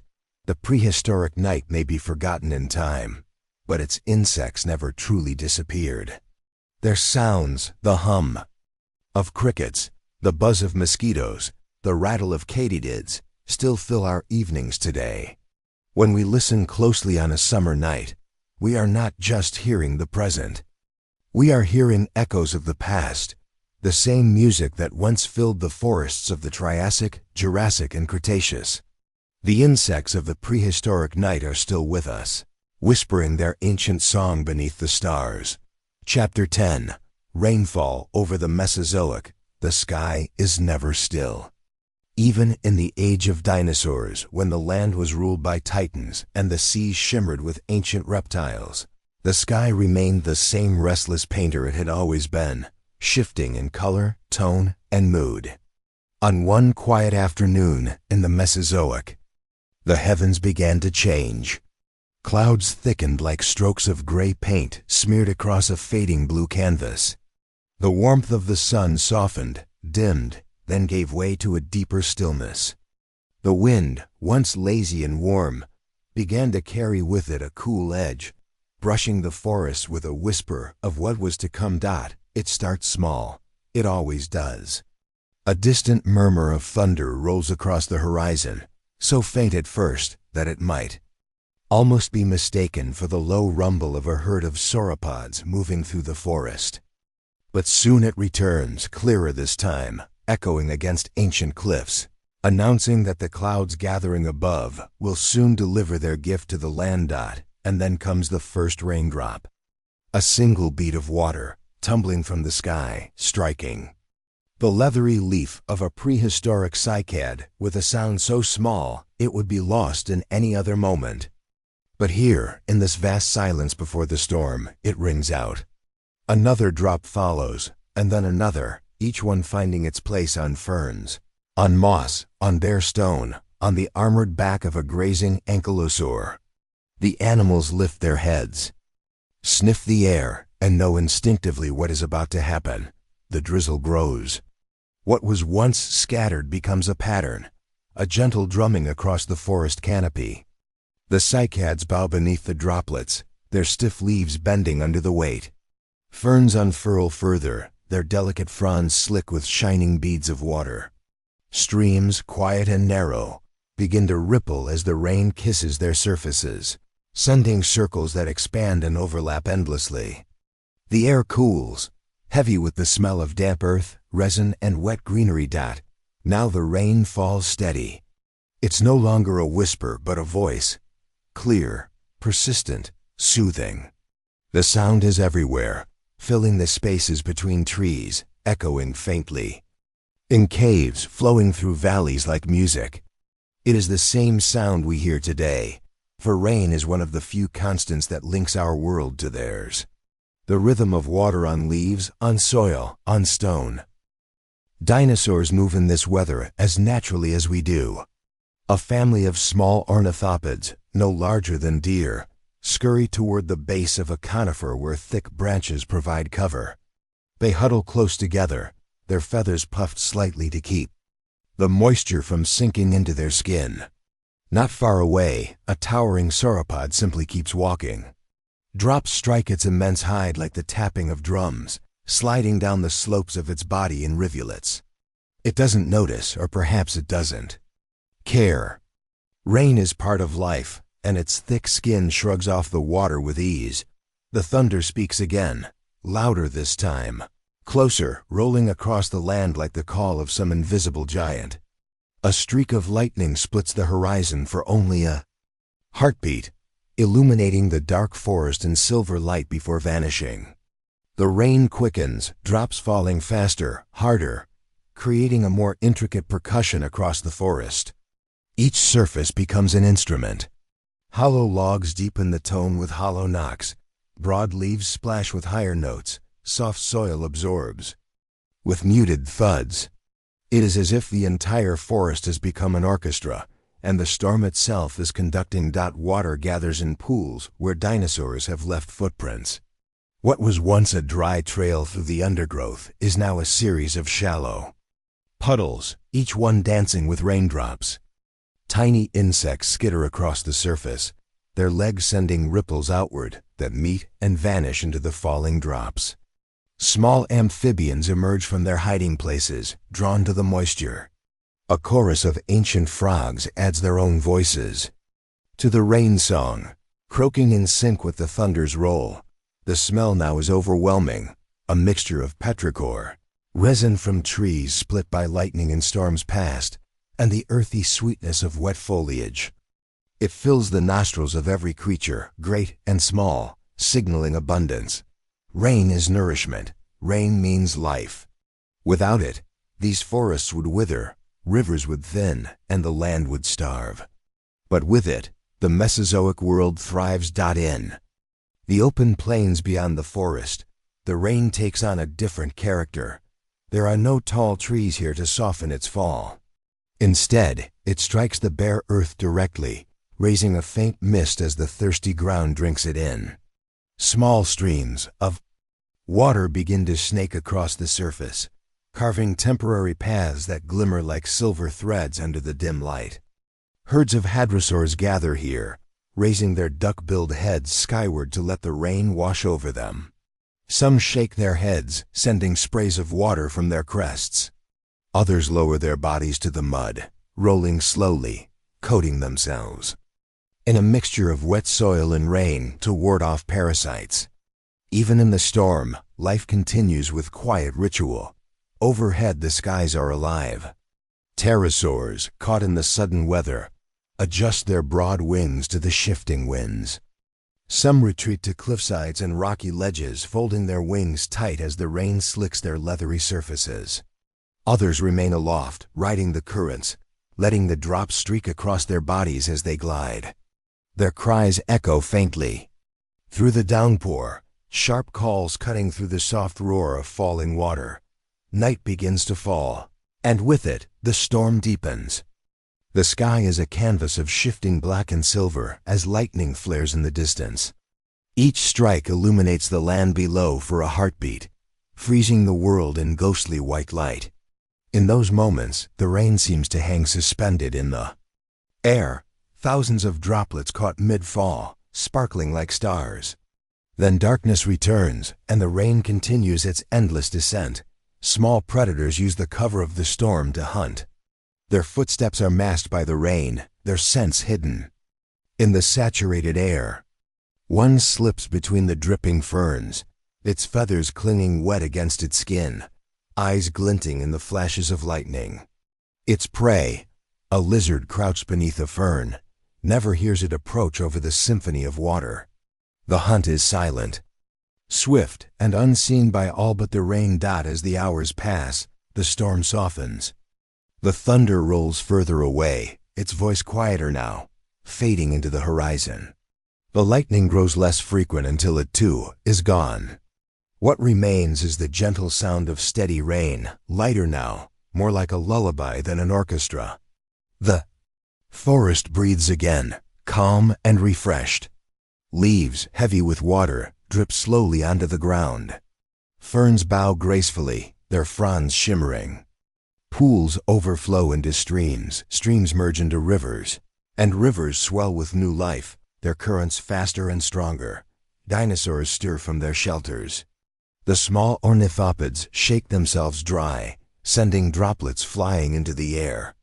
Larger creatures emerge from the shadows, sniffing the refreshed ground for food softened by the rain. The great sauropod lifts its head to pluck at newly washed leaves, their surfaces glistening in the dim light. Even the predators come out, their scales gleaming wet, to drink from the swelling rivers that the rain begins to ease. The once constant sound lessens, turning from a roar to a murmur, then from a murmur to a whisper. Finally, only a few stray drops fall, lingering on the tips of leaves before releasing and striking the ground with a final delicate note. The clouds begin to thin, parting slowly to reveal a deep, star-filled sky. The air is cool, clean, filled with the quiet drip of water. From branch to branch dot, and then silence returns. Not the silence of emptiness, but the silence of a world freshly bathed, renewed, and alive. The rivers run stronger, the soil is dark and rich, the plants shimmer with moisture, and the creatures of the Mesozoic breathe deeply of the air that smells of rain. This cycle will happen again and again for millions of years, until the dinosaurs themselves are gone. But the rain will remain. Rain has always been with us, falling on the first forests of the Devonian, nourishing the swamps of the Carboniferous, shaping the world in the age of dinosaurs, and still falling now on our own cities and fields. It connects us to them. The same drops that once slid across the hide of a Triceratops or splashed into the footprints of a Stegosaurus may still fall today, part of an endless cycle of renewal. In every storm, in every drizzle, in every gentle fall of water from the sky, the past and the present meet. And so as the Mesozoic night deepens, and the last drops fade into the soil, the world rests in the quiet aftermath of rain. A lullaby written not in words, but in water. Chapter 11, The Gentle Giants. The landscape of the Mesozoic stretches before us in a vast panorama of green and gold. The midday sun hangs high, warm but not harsh, filtering gently through the leaves of cycads and towering conifers. A soft breeze stirs the ferns that carpet the valley floor, carrying with it the earthy fragrance of soil and the distant whisper of water flowing in a hidden stream.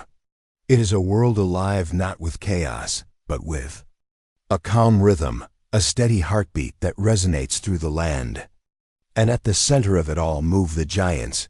The earth trembles faintly under their weight, not as a violent quake, but as a soothing, rolling pulse that settles into the body like the bass of a distant drum. Sauropods, immense, long-necked. Behemoths make their slow procession across the valley. Their necks arc like bridges of living muscle and bone, swaying gently from side to side as they reach into the treetops. With every step, their colossal feet press into the soil, leaving behind deep impressions that will harden into marks of their passage. Yet for all their size, there's no violence in their movement. Each stride is deliberate, unhurried, as if.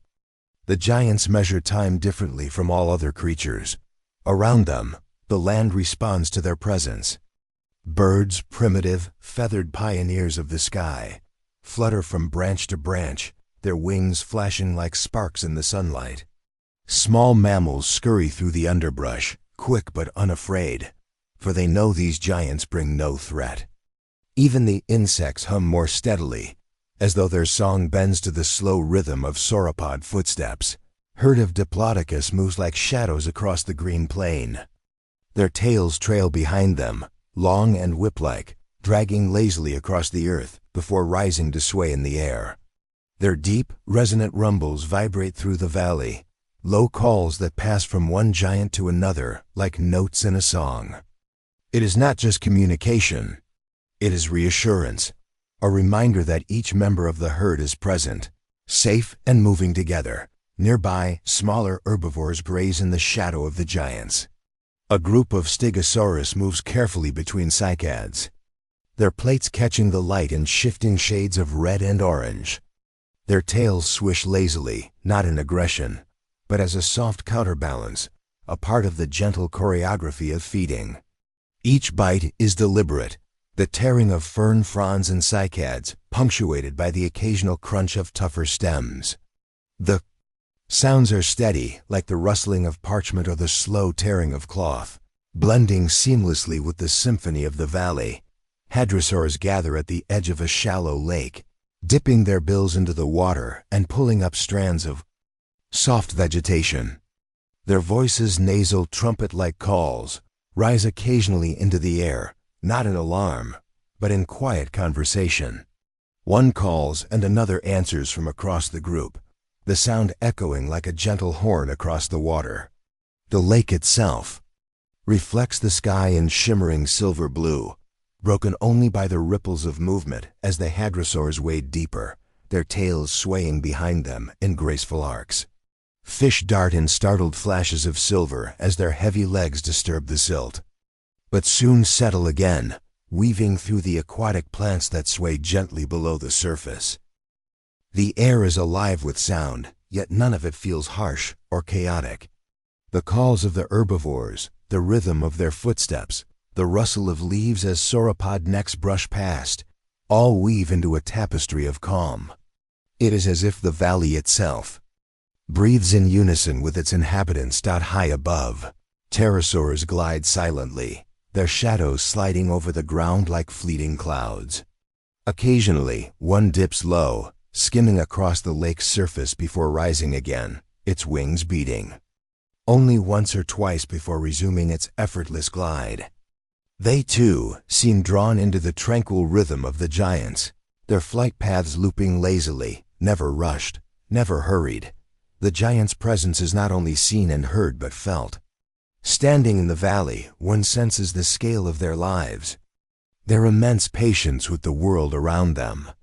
A sauropod lowers its head to strip leaves from a tree, and for a moment, the forest bends with it, the branches swaying as though bowing in reverence. When it exhales, a warm cloud of breath rises into the air, catching the sunlight before fading into invisibility. Even this simple act carries weight, as though the land itself leans closer to listen. From time to time, one of the Diplodocus stops to rest, its massive body lowering carefully to the ground. The earth sighs beneath it, a sound like a distant drum roll muffled by moss and soil. Others gather nearby, forming a protective circle without any need for words or signals. The instinct to care, to protect, flows as naturally as the blood through their veins. There is safety in their size, but there is peace in their unity. As the day deepens, the light shifts. Shadows stretch longer across the valley, and the air cools with the approach of evening. Yet the herds remain calm, continuing their endless cycle of feeding, walking, and resting. Their patience is unshaken by time. They are creatures built, not for speed but for endurance, for lives measured in decades, perhaps even centuries. For them, each day is not a race against time, but a slow unfolding. Like the blooming of a colossal flower, a pair of young sauropods wander slightly away. From the herd, their movements clumsy but curious. They stretch their necks upward, mimicking the adults as they attempt to reach higher leaves. Their squeaky, uncertain calls contrast with the deep rumbles of their elders, yet even here the harmony remains. A mother's head dips low, brushing gently against one of the young, a gesture of reassurance that echoes louder than any sound in the distance. The faint silhouette of mountains catches the dying light. Between the peaks, a river glitters like a ribbon of silver, winding its way through the land. Some of the herd begin to move in that direction, guided by instinct toward water and open space. The sound of their migration builds slowly, not in chaos but in steady rhythm. The ground vibrates faintly under their collective steps, the deep, resonant bass of their existence spreading outward through the valley. Other creatures respond to their passing. Tiny lizards scuttle into burrows. Insects shift their droning pitch, and even the trees seem to whisper as the wind is pressed aside by their immense bodies. Yet none of it feels fearful.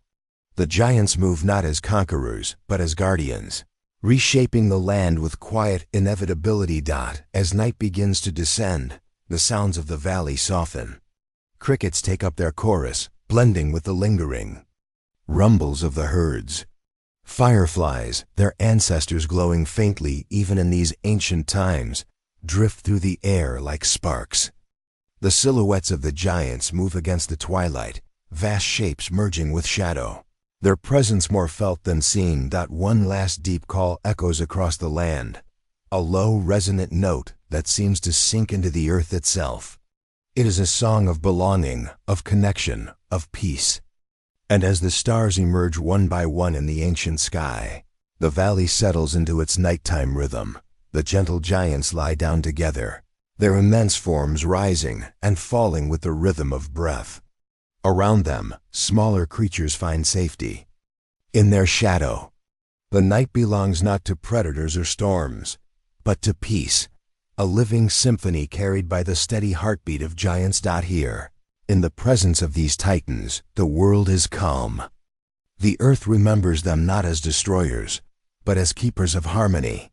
And even millions of years later, when only their bones remain, the echo of their footsteps lingers in the soul of the land, a rhythm of peace, a song of the gentle giants. 12. Lakes of stillness. There are places in the prehistoric world where time itself seemed to slow down, where the chaos of life, the hunts, the storms, the migrations, all faded into silence. These were the lakes of stillness. Wide, mirror-like expanses of water that lay nestled between rolling hills, or cradled in deep basins carved long ago by glaciers and rivers. Their surfaces reflected everything: the endless skies, the towering conifers, the sweep of ferns along the banks. To approach one of these lakes was to step into a realm of peace. Imagine walking through the dense greenery of the Mesozoic forest, where the cicadas drone endlessly and the heavy footsteps of sauropods echo in the distance. The air is thick with humidity and the smell of damp earth. Then, suddenly, the trees part. Before you stretches a vast calm sheet of water so perfectly still that you cannot tell where the forest ends and the reflection begins. The only movement is the occasional shimmer of dragonfly wings skimming across the surface, or the faint ripple of a breeze drifting down from the hills. It is as though the world is holding its breath. This lake is alive, though it hides its life beneath its quiet exterior. Look closely at the shallows. The reeds tremble as amphibians shift among them, their slick bodies breaking the surface with quick, darting motions. Frogs, primitive and yet timeless in their form, release low croaks that roll across the water. In soft rhythm, each sound is swallowed by the openness of the space, giving it a hollow echo that makes the lake seem even larger, even emptier. And yet, it is not empty at all. Dragonflies patrol the air above the water, their wings catching glimmers of sunlight. They are giants compared to the insects of our time, with wingspans stretching wider than your hand. Each pass over the surface sends faint ripples outward, as though they leave trails of soundless energy behind them. Occasionally, they pause mid-flight, hovering with impossible grace before darting away with a sudden flicker. To listen to them is to hear nothing but the faintest buzz, a rhythm that blends into the breath of the lake, the fish beneath the surface. Move silently, their shadows flickering just below the glassy calm. From time to time, a ripple spirals outward, the only sign of a mouth breaking the surface to snatch an insect. These movements are rare and subtle, almost reluctant, as though the fish too are reluctant to disturb the stillness.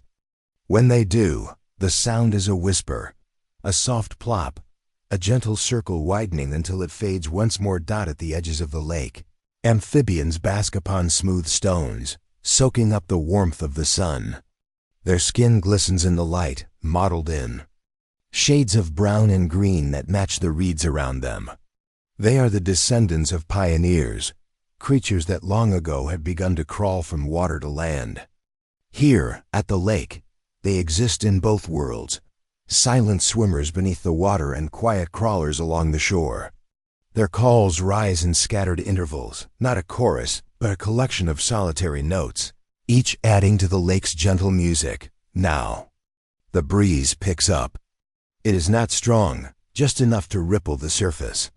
The reflection shivers, breaking into fragments of blue sky and green foliage. The sound of the breeze is softer here than in the forest, as though the water absorbs and calms it. Reeds along the banks sway in rhythm, whispering against one another. The ripples spread outward, fade, and once again the lake returns to silence. This is a place that draws the great creatures as well. From the trees emerges a small herd of hadrosaurs, their beaked faces lowered as they move in slow procession to the water's edge. Their steps are steady, muffled by the soft ground, until the first reaches the shore.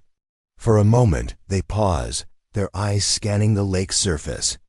Then one leans forward, breaking the mirror with its beak as it drinks. Ripples cascade outward, widening across the water. More follow, and soon the stillness is broken by the rhythm of peaceful giants drinking, their breath rising in soft huffs, their low rumbles vibrating through the air like distant thunder. Yet even this is not disruption. It is harmony. Their presence seems natural, as though the lake welcomes them. Further along the shoreline, a stegosaur lumbers forward, its plates casting long reflections in the water. It lowers its head, dipping its beak delicately as though careful not to disturb the peace. The sight of such immense creatures moving with such gentleness is humbling. They leave no violence here, only calm companionship. Bird-like creatures, small and feathered, flutter along the reeds, snapping up insects disturbed by the dinosaurs' movement. Their calls are light, delicate, like notes of a flute scattered on the breeze. They rise and fall quickly, never lingering long enough to overwhelm the soundscape. Each voice is just a single accent to the whole, a brushstroke of sound across the canvas of stillness. Now the light begins to shift.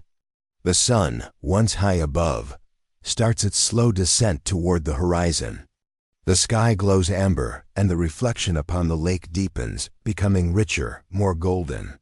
Dragonflies still hover, their wings now catching the warm light and glowing as though made of glass. Amphibians grow louder, their calls stretching into the lengthening shadows. The hadrosaurs retreat, their heavy bodies fading back into the forest, leaving only ripples that settle gradually into calm. With dusk comes transformation. The first stars begin to pierce the sky, and they appear too in the lake, doubled in. Reflection. It is as though you stand between two heavens, one above, one below. The silence deepens. Even the insects, so insistent during the day, soften their rhythm. The water grows darker, hiding its fish, its amphibians. And yet, the calm is not empty. It is full of presence, of life waiting quietly. Occasionally, you hear the distant call of a nocturnal hunter echoing from the forest. Perhaps a small theropod prowls under the trees, but it does not come to the lake. Here, the stillness holds sway. Predators and prey alike respect the quiet of this place. It is a sanctuary, not by law but by atmosphere, as if the lake itself demands reverence. Night fully arrives. The moon, pale and luminous, rises above the horizon. Its reflection shimmers upon the water, rippling with every faint movement of air. Frogs continue their chorus, their voices carrying over the stillness, joined by the occasional trill of insects. Fireflies drift along the reeds, their lights flickering like sparks cast across the dark water. And in this moment, standing at the lake's edge, listening, you realize the gift of this place. It is not the drama of hunts, nor the spectacle of giants clashing. It is the opposite, the miracle of peace. A world where life pauses, where creatures gather not to fight or to flee, but to share stillness. The lake holds their reflections, and in holding them, it holds their essence. Fleeting moments of calm in a world of change. The lakes of stillness remind us that even in the age of dinosaurs, even in a time of unimaginable beasts and raw survival, there were moments of quiet, beauty. They were the breathing spaces of the ancient world, mirrors of sky, keepers of silence, sanctuaries of life. To listen to them is to be reminded that peace, too, has always been part of the Earth's story. Chapter 13. Coastal breezes of the Cretaceous. Air is heavy with salt. A breeze stirs gently across the shoreline, carrying with it the scent of ancient oceans and the rhythm of waves that have touched this land for millions of years. The Cretaceous coast is alive, yet it does not rush. It breathes slowly, steadily, in harmony with the rise and fall of the tides. Each wave that approaches and retreats feels like the pulse of time itself, a calm rhythm that has existed long before humans ever walked the earth. The sand beneath these ancient skies glistens, damp from the tide that lingers just moments longer before pulling back. Gentle surf crashes in soft rolls, not in violence but in whispers, leaving trails of foam that curl and dissolve into the wet shoreline. The wind brushes across the open expanse, bending low the ferns and conifer-like shrubs that dot the coastal edge. The breeze is neither harsh nor biting. It is cool, soothing, and endlessly patient, a constant companion to the seas that cradle this world. Above, the sky stretches vast and pale. Gulls as we know them do not yet exist, but their ancestors fill the skies. Ethiernes, bird-like, yet still bearing the legacy of their reptilian past, circle in wide arcs overhead. Their calls pierce the quiet, sharp notes echoing off the water before fading into the sound of waves. Occasionally, they dive with precision, folding their wings, and slicing into the shallows with barely a splash, emerging with wriggling fish clasped in narrow beaks. Further out at sea, the larger Hesperornis swim with skill, wings reduced to paddles that guide them underwater, their movements more like seals than birds. They surface for air with a quick splash, shake their heads free of droplets, then disappear. Again into the blue. The shoreline stretches in both directions, an endless horizon where ocean kisses land. Here and there, driftwood from ancient forests is washed ashore, its bark long worn smooth by water, lying half buried in the sand like the bones of forgotten trees. Around them, crabs scuttle sideways, digging small burrows before the tide can reclaim them. The beach itself hums with hidden life, burrowing insects beneath the sand, tiny lizards darting from one shadow to the next, and delicate dragonflies gliding just above the pools left behind by retreating water. The breeze, carries sound as much as it does scent. It threads through the landscape like music, weaving together every note into one continuous song. The slow crash of waves, the thin cries of seabirds, the rustle of fronds bending to the wind, all of it merges into a single coastal harmony. Each gust of air feels alive, brushing over scales, feathers, leaves, and water alike. The Cretaceous coast is not silent, but it does not shout. It speaks in whispers, its voice soft but endless. A small herd of hadrosaurs lingers just inland, their bulky forms partly hidden by the fringe of coastal vegetation. They are cautious here on the open sand, where visibility stretches wide. Yet thirst draws them closer. Slowly, they move forward, heavy feet pressing into the wet ground, leaving prints that will remain until the tide washes them away. They lower their heads to drink from shallow pools where freshwater streams mingle with the sea. Their low, resonant calls rumble across the beach, deep and calming, like distant drums echoing through the air. Even in their size, there is gentleness. They move without haste, blending seamlessly into the tranquil rhythm of this place. Far out in the distance, the horizon shimmers beneath the afternoon sun. The water reflects light like liquid glass, only broken when a school of fish breaks the surface in a quick, glittering spray. The calm is interrupted only briefly before returning again to stillness. Sometimes shadows move beneath the surface, large marine reptiles gliding silently in the deeper waters. Mosasaurs, apex predators of these seas, pass far from shore, their sleek bodies propelling them with powerful tails. They rarely approach the shallow coast, but their presence is felt even from a distance.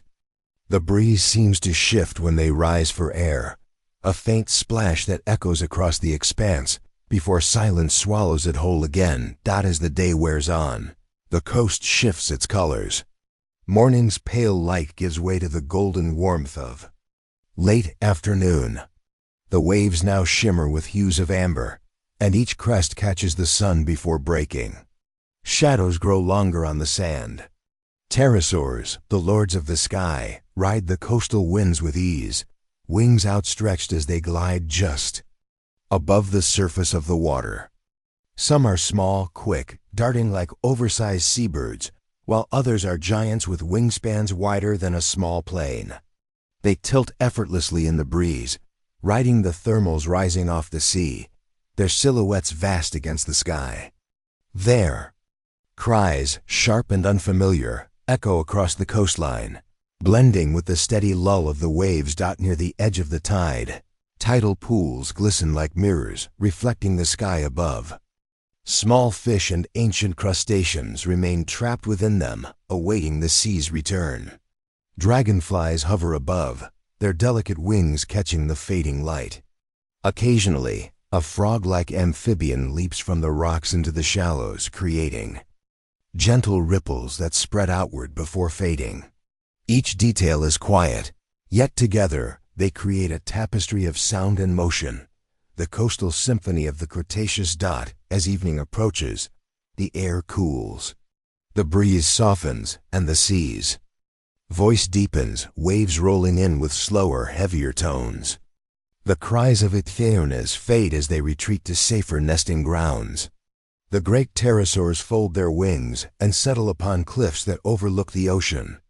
The hadrosaur herd drifts back inland, leaving only footprints pressed into the damp sand. Shadows lengthen into twilight, and the coastline exhales, as though the entire world prepares for sleep. The sun sinks, painting the horizon in streaks of orange and purple. The last light reflects across the still water, shimmering like fire before melting into darkness. The breeze remains, soft, cool, steady, whispering through the ferns and across the waves. Insects begin their nighttime chorus, filling the silence with a low hum. The stars reveal themselves one by one, their light mirrored on the glass-like surface of the tide. Night along the Cretaceous coast is not empty, but it is hushed.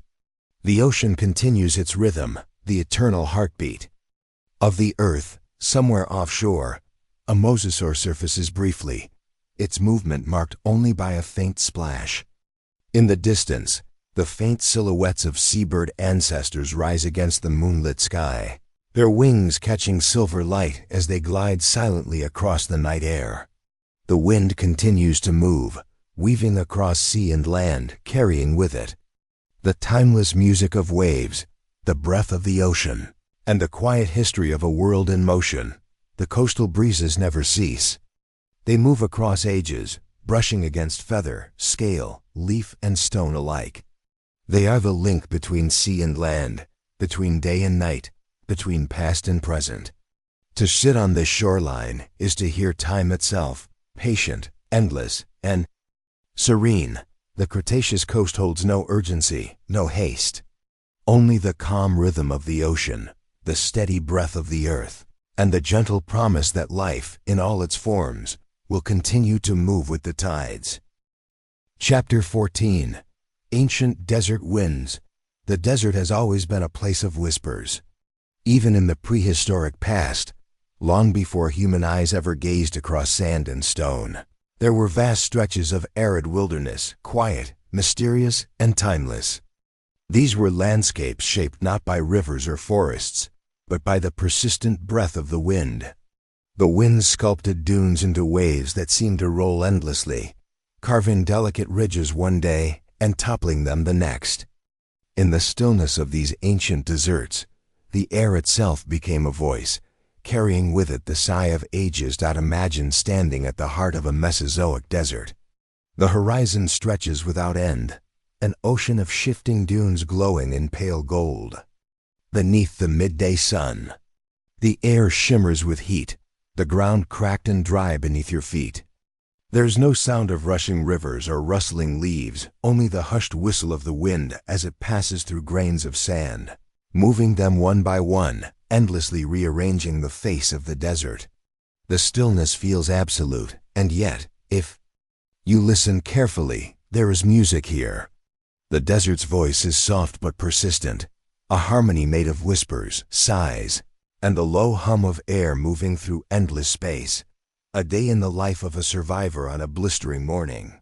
A small reptile something, like an early desert lizard, pushes its head above the sand. Its eyes are narrow slits against the light, its scales patterned in muted browns and tans to match the ground. To survive here is not to fight the desert, but to hide within it.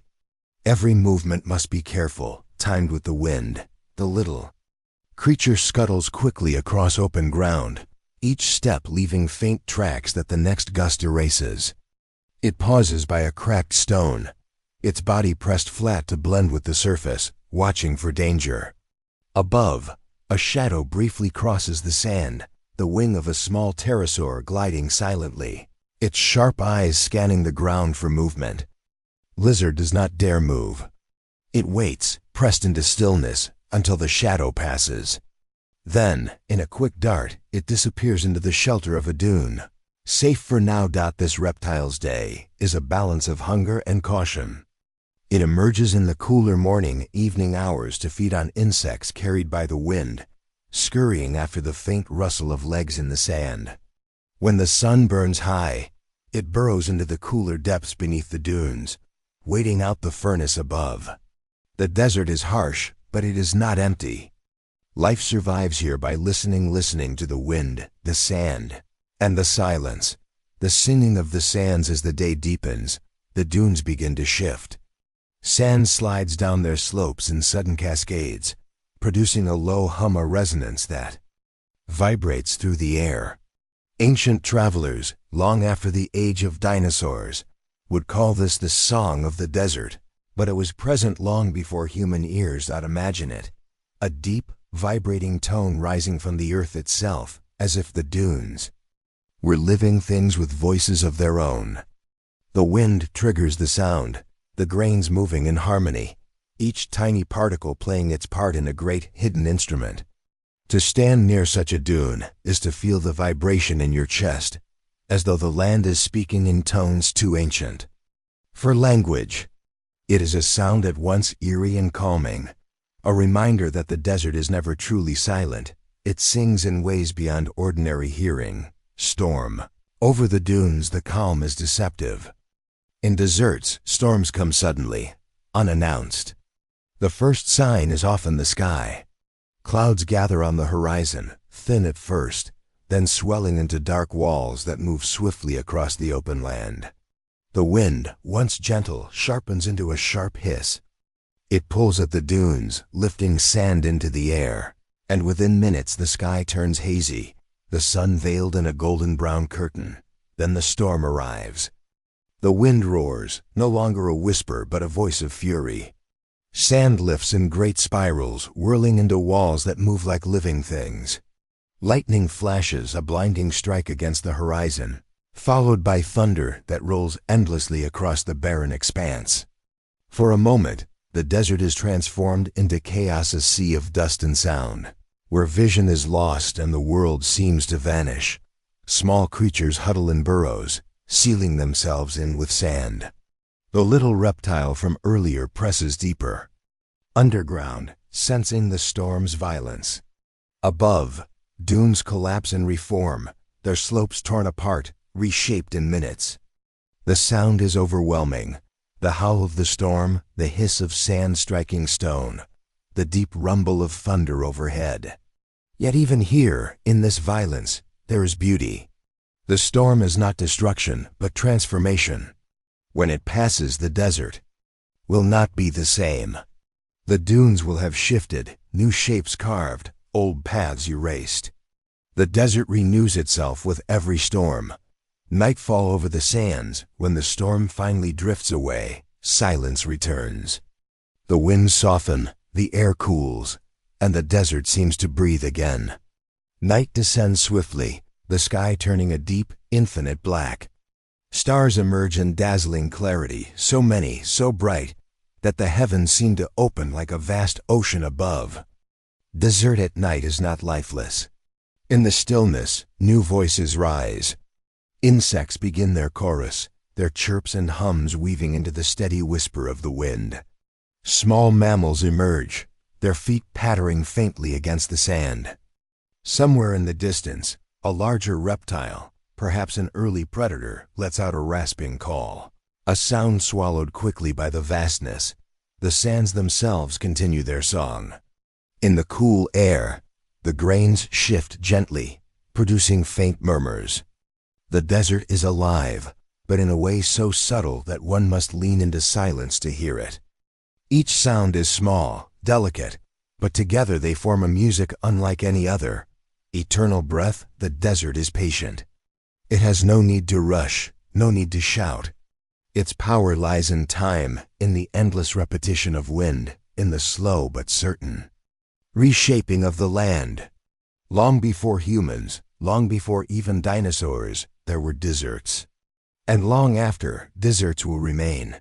The ancient desert winds carried more than sand, they carried memory.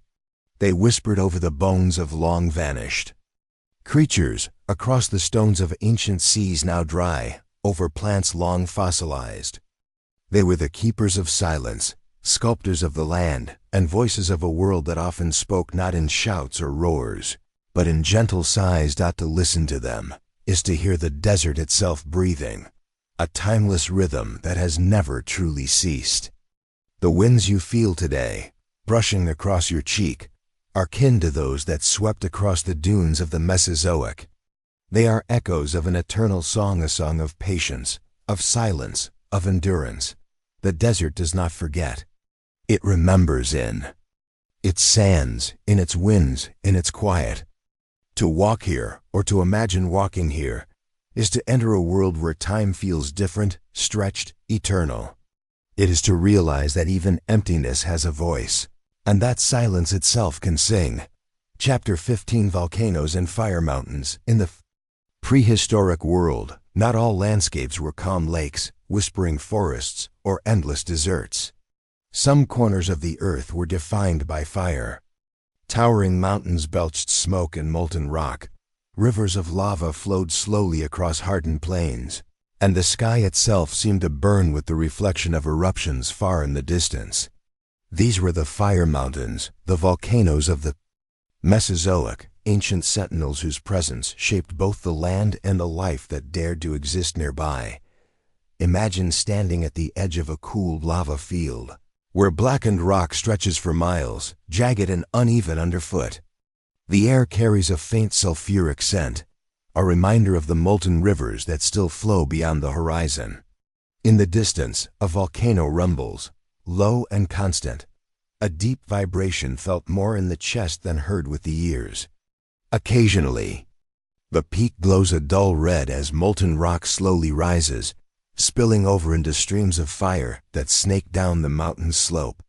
From here, even the air seems to shimmer with heat, and the land hums a quiet, almost hypnotic rhythm, the pulse of a living planet. The soundscape of these volcanic regions is not chaotic, as one might expect.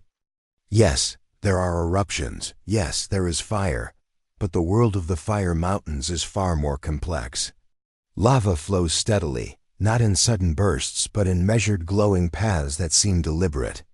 The movement of molten rock produces a low, resonant crackling, a sound both primal and strangely soothing. Ash clouds drift lazily above, settling in slow spirals over the plains and forests below. The wind catches the ash, carrying fine gray particles across great distances, softening the harsh outlines of cooled lava fields and blending with the distant roar of rumbling peaks. Life in these fiery zones is cautious but persistent. Near the edges of lava flows, hardy plants, early ferns, and seed plants cling to life, their roots finding moisture in cracks in cooled soil. Insects buzz among the sparse foliage, their tiny wings brushing against the hot air, each movement measured, careful. Small reptiles slither across the blackened rock, scales reflecting the glow of distant lava, pausing only when the ground grows too hot or when a low rumble shakes the landscape. The very presence of life here is a testament to resilience, a quiet miracle against a backdrop of fire and smoke. The sky above the volcanoes tells its own story. Ash clouds rise like mountains themselves, dark and imposing, illuminated from within by flashes of lightning born of static charges in the particulate-heavy air. These flashes crack the sky with brief, electric brilliance, illuminating the lava fields and casting long shadows over the rugged terrain. The combination of fire, smoke, and sudden light creates a surreal landscape, almost dreamlike in its intensity. Yet even in this, there is calm, a rhythm to the eruptions, a pattern to the chaos, a meditation in motion. Approach a river of lava, and you can see the subtle shifts in color as it cools. The edges turn black first, crusting over, while the molten interior continues to flow, orange and glowing beneath a fragile shell. Occasionally, a small fragment breaks away, rolling slowly down the slope, cooling rapidly into jagged black stone. The sound is not loud, not violent. It is a soft pop, a gentle hiss, almost imperceptible against the constant hum of the mountain. It is the language of fire. A quiet conversation between heat and stone. Evening brings a change. The sun dips low behind peaks, turning the sky to deep red and gold. Shadows stretch across lava plains, and the glow from molten rivers seems brighter. Against the dimming light, life continues its quiet movements. Insects and small reptiles retreat to cracks and cooler areas. Plants close their fronds, conserving moisture and waiting for night. Somewhere distant, a larger predator, perhaps a theropod, moves along the foothills, its silhouette outlined against the glowing horizon. Cautious but drawn by the smells of life that survive even here, night over the fire mountains is an experience of contrasts. The air cools significantly, but the glow of molten rock continues to paint the surroundings with light. Ash settles gently, coating everything in a fine layer, softening sounds and muting motion. The low rumble of distant eruptions mixes with the whisper of wind over cooled lava fields. Star-filled skies pierce through gaps in smoke clouds, and the reflection of light from flowing lava creates a surreal mirror of fiery constellations on the ground. The land breathes, slow and steady, A rhythm felt more than heard, a heartbeat in time with the ancient earth itself. From a distance, one can see multiple volcanoes in a range, their peaks glowing intermittently as magma rises and falls, their clouds of ash drifting together, merging into a single hazy ceiling over the horizon. The low rumbles combine with occasional pops and crackles from lava flows to form a continuous, meditative soundtrack, both powerful and calming. The desert-like plains surrounding the fire mountains contrast with their violent beauty, offering safe refuges for life that thrives in the periphery, plants taking root in cooled lava, small reptiles navigating the heat, insects and tiny mammals emerging cautiously from nocturnal shelters. The interaction of wind and fire shapes the landscape continuously. Hot air rising from molten rock meets cooler breezes, creating gentle currents that move ash and dust across fields, forming miniature dunes and shifting patterns on the black stone. Occasional gusts carry the scent of smoke and minerals across vast distances, a sensory map of the volcanic terrain. Lightning and ash clouds punctuates this world with bursts of light, revealing the enormity and scale of the fire mountains. Each flash illuminates the land in stark contrast, a reminder of the raw energy still present in these ancient peaks. Morning brings calm after the night's quiet drama. The first light paints the peaks in pale pink and orange, and the glow of molten rivers softens under the rising sun. Life emerges slowly. Small reptiles, previously hidden, scuttle across cooled fields in search of food. Insects take flight, once more, their wings catching early light. Ferns and other hardy plants reach upward, seeking the warmth and light needed for growth. Even the volcanoes themselves, though still rumbling in distant peaks, seem less imposing in the soft glow, their energy now a gentle hum rather than an explosive roar. The fire mountains of the Mesozoic are more than destructive forces. They are part of the Earth's natural rhythm. Their eruptions, flows, and clouds of ash are not just events, but ongoing processes that sculpt the world, create habitats, and set the stage for life to adapt.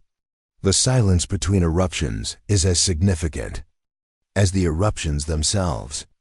It is a time for the land to cool, for creatures to move cautiously, and for life to persist amidst the constant presence of fire. To stand among the volcanoes is to experience both awe and serenity.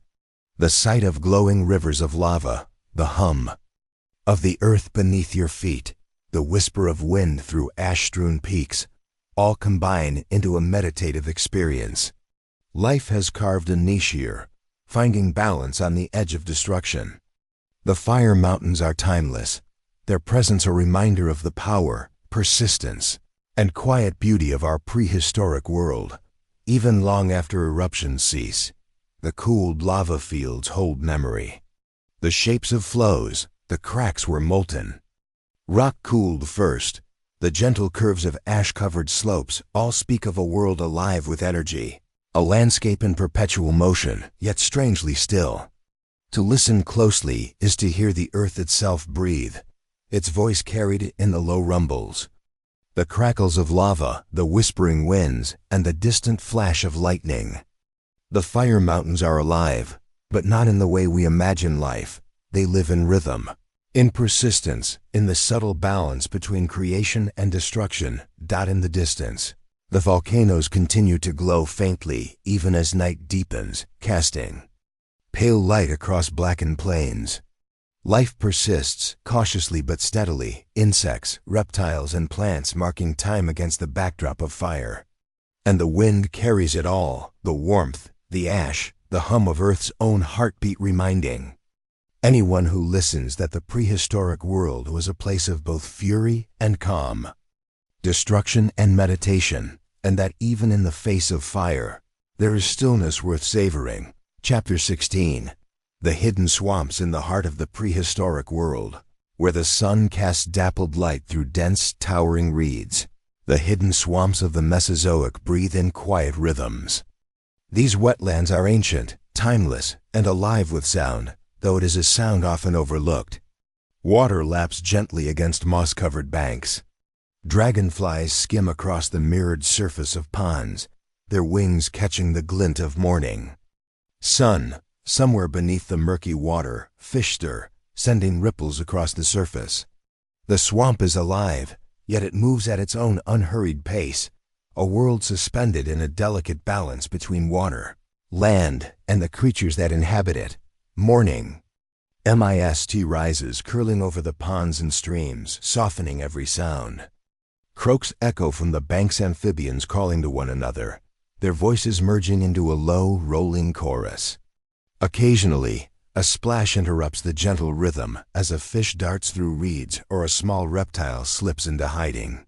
The air is thick with the scent of damp earth and decaying plant matter, a heady aroma that tells the story of life teeming quietly beneath the water's surface.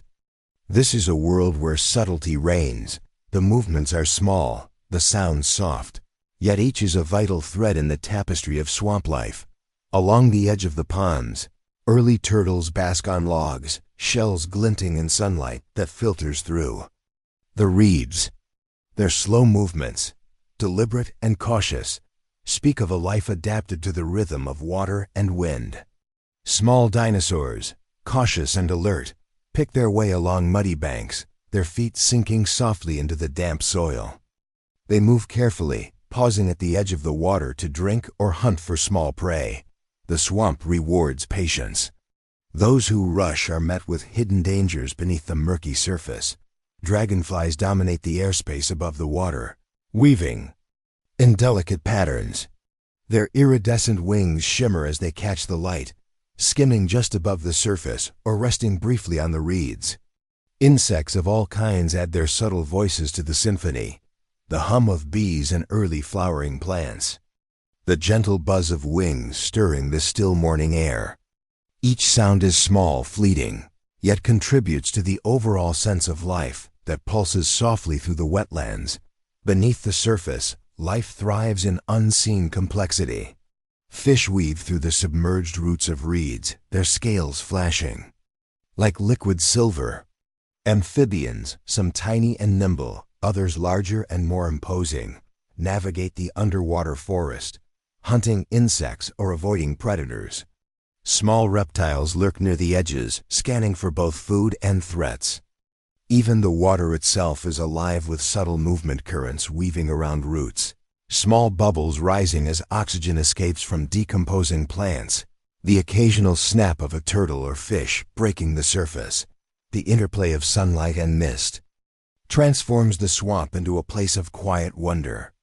Golden beams pierce the reeds, illuminating suspended droplets of moisture like floating gems. Shadows play across the water, creating shifting patterns that move with the breeze.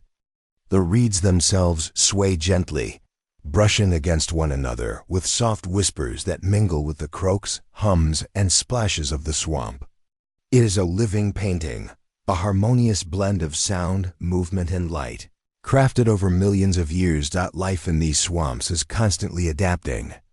Small dinosaurs, perhaps early ornithischians, move cautiously along the banks, stopping to graze on soft plant matter or sip from clear pools. Tiny mammals scurry through the undergrowth, their presence almost imperceptible amidst the chorus of water and insects. Predatory reptiles patrol the waters and banks, moving slowly, their eyes scanning for opportunity. Even the smallest creatures understand the rhythms of the swamp, timing their movements with wind and water, sunlight and shadow to survive in this quiet, teeming world. The midday sun intensifies, warming the reeds and water, and the sounds of the swamp change subtly. The croaks of amphibians slow, replaced by the gentle rustle of leaves and the soft splash of fish. Dragonflies take refuge in shaded pockets, their iridescent wings catching brief shafts of light. The wind whispers through the reeds, carrying faint scents of plants in wet soil, connecting every part of the swamp with invisible threads. The swamp's voice is ever-changing, yet always harmonious like a calm, evolving melody. Occasionally, the calm is punctuated by sudden motion. A fish leaps from the water in a silver arc, only to disappear with a splash. A larger reptile emerges from the reeds, its scaled body glistening with moisture, moving gracefully despite its size. The swamp's creatures are attuned to every subtle shift, the ripple of water, the hum of wind, the change in light. Life here is a delicate negotiation, a continuous dance with the forces of water, air, and the passage of time. As afternoon fades into evening, the light softens, painting the reeds and water in shades of amber and deep green. Shadows lengthen, and the chorus of croaks rises once more. The wind slows, and the swamp exhales in quiet sighs as the temperature drops. Insects resume flight, dragonflies dance above pools, and amphibians become more vocal, their calls echoing softly across the water. The interplay of movement, sound, and light creates a serene, almost magical atmosphere, a reminder that even in a world dominated by survival, there is space for calm and reflection. Night in the swamp is transformative. The mist thickens, curling around the reeds and pools, creating an ethereal landscape where shapes blur and sounds become amplified. Croaks, hums, and splashes combine into a gentle symphony, carrying across the water and into the distance. Small creatures emerge from their burrows, navigating by moonlight and starlight. The wind moves softly over the reeds, adding a delicate accompaniment to the natural orchestra. Even the water participates, reflecting the faint light of the moon. And the shadows of creatures gliding through its depths, the hidden swamps of the Mesozoic, are places of patience, persistence, and subtlety. They remind us that life does not always need grandeur to be profound. In these reedy wetlands, every splash, every whisper, every croak carries meaning. The land, water, and sky move in concert, creating a meditative rhythm that has existed for millions of years. To inhabit this space, even imaginatively, is to understand the quiet resilience of life, the delicate balance between creatures and environment, and the timeless serenity of deep, wet places untouched by the haste of the world beyond. By the late night, as stars reflect in the calm waters, the swamp exhales once more. Dragonflies rest on reeds, amphibians cease their calls for brief intervals, and the water mirrors the infinite sky. The hidden swamps carry the stories of countless creatures across time, of survival, of quiet triumph, of the soft persistence of life in a world defined by patience and subtle rhythms. Even in stillness, the swamp moves, breathes, and endures, a living testament to the profound calm of prehistoric Earth. Chapter 17. Twilight of the Giants. As the sun begins its slow descent toward the horizon, the prehistoric world enters a hush, a golden hour lull that blankets forests, plains, and rivers alike. The giants of the Mesozoic, the towering sauropods, the broad-shouldered stegosaurs, and the majestic ceratopsians move through the landscape with deliberate calm, each step pressing the rhythm of life into the soft earth. Their immense presence is both awe-inspiring and gentle. The very land seems to bend beneath their weight, yet they walk with surprising serenity, like slow-moving shadows painting the world in silhouette against the amber sky. The forests are quiet, but not silent. Leaves shimmer as a light breeze passes through the canopy, whispering above the giant creatures. Somewhere in the distance, the faint croak of amphibians echoes from a hidden stream, blending with the occasional call of a distant pterosaur drifting across the sky. Streams glint with reflected sunlight, rippling softly as small fish stir beneath the surface. Even in the presence of these titanic beings, life continues in quiet, delicate patterns, each creature adapting to the rhythm of the giant's movement and the fading light. In the sprawling plains, herds of sauropods graze slowly. Their long necks reach high into the trees, plucking leaves with careful precision, while their massive legs sink slightly into the soft soil with every step. Occasionally, a juvenile struggles to keep pace, its tiny head bobbing beneath the enormous shadow of its parents. The air is filled with a low, resonant rumble, the sound of deep throats calling to one another across distances that stretch hundreds of meters. There is an unexpected intimacy in these sounds, a reminder that even giants communicate, coordinate, and share moments of quiet together. Across the riverbanks, stegosaurs move with a deliberate grace, their armored backs catching the fading sun. Each plate along their spine glows faintly, reflected in the water below. They step carefully along muddy banks, aware of the water's edge, occasionally pausing to drink or nibble on low-lying ferns. The rhythmic slap of their heavy feet against the earth becomes part of the twilight symphony, mingling with the soft rustle of plants and the distant hum of insects stirring in the cooling air. Above it all, the sky transforms into a painter's canvas. Clouds catch the last golden rays, streaked with deep orange, crimson, and violet. The setting sun casts long shadows across the land, stretching the silhouettes of giants into monumental forms. Pterosaurs glide gracefully against this vibrant backdrop, wings slicing silently through the air. Their calls are rare, but when they come, they echo across canyons and river valleys, weaving with the ambient soundscape into a delicate, almost musical overlay. The sky itself feels alive, a companion to the creatures below as they navigate the final hours of the day. Nightfall approaches gradually. The light softens, and the world takes on muted shades of blue and gray. The giants begin to settle in. Safe areas, dense forests for protection, river valleys for easy access to water, open plains where they can see predators coming from afar. Sounds shift subtly. The deep rumbles of communication give way to quieter movements. Branches creak under enormous weight, reeds rustle softly in the wind, and occasional splashes echo from ponds as small creatures venture out under the cooling sky. Even the air seems to slow, carrying a calm, almost meditative rhythm. Life in the twilight is a careful dance. Small mammals and reptiles emerge cautiously, scuttling across the forest floor, hiding beneath rocks or logs. Insects resume their soft evening chorus, wings brushing gently against leaves. Amphibians call from pools and rivers, their voices echoing with a haunting serenity that blends with the low hum of distant giants. Each creature participates in this subtle orchestra, aware of the giant's presence, yet confident enough to continue the quiet rituals of feeding, hunting, and moving through the twilight world. Occasionally, the giants pause to drink or graze. The rippling of water from enormous limbs pressing into streams creates echoes that travel across the plains.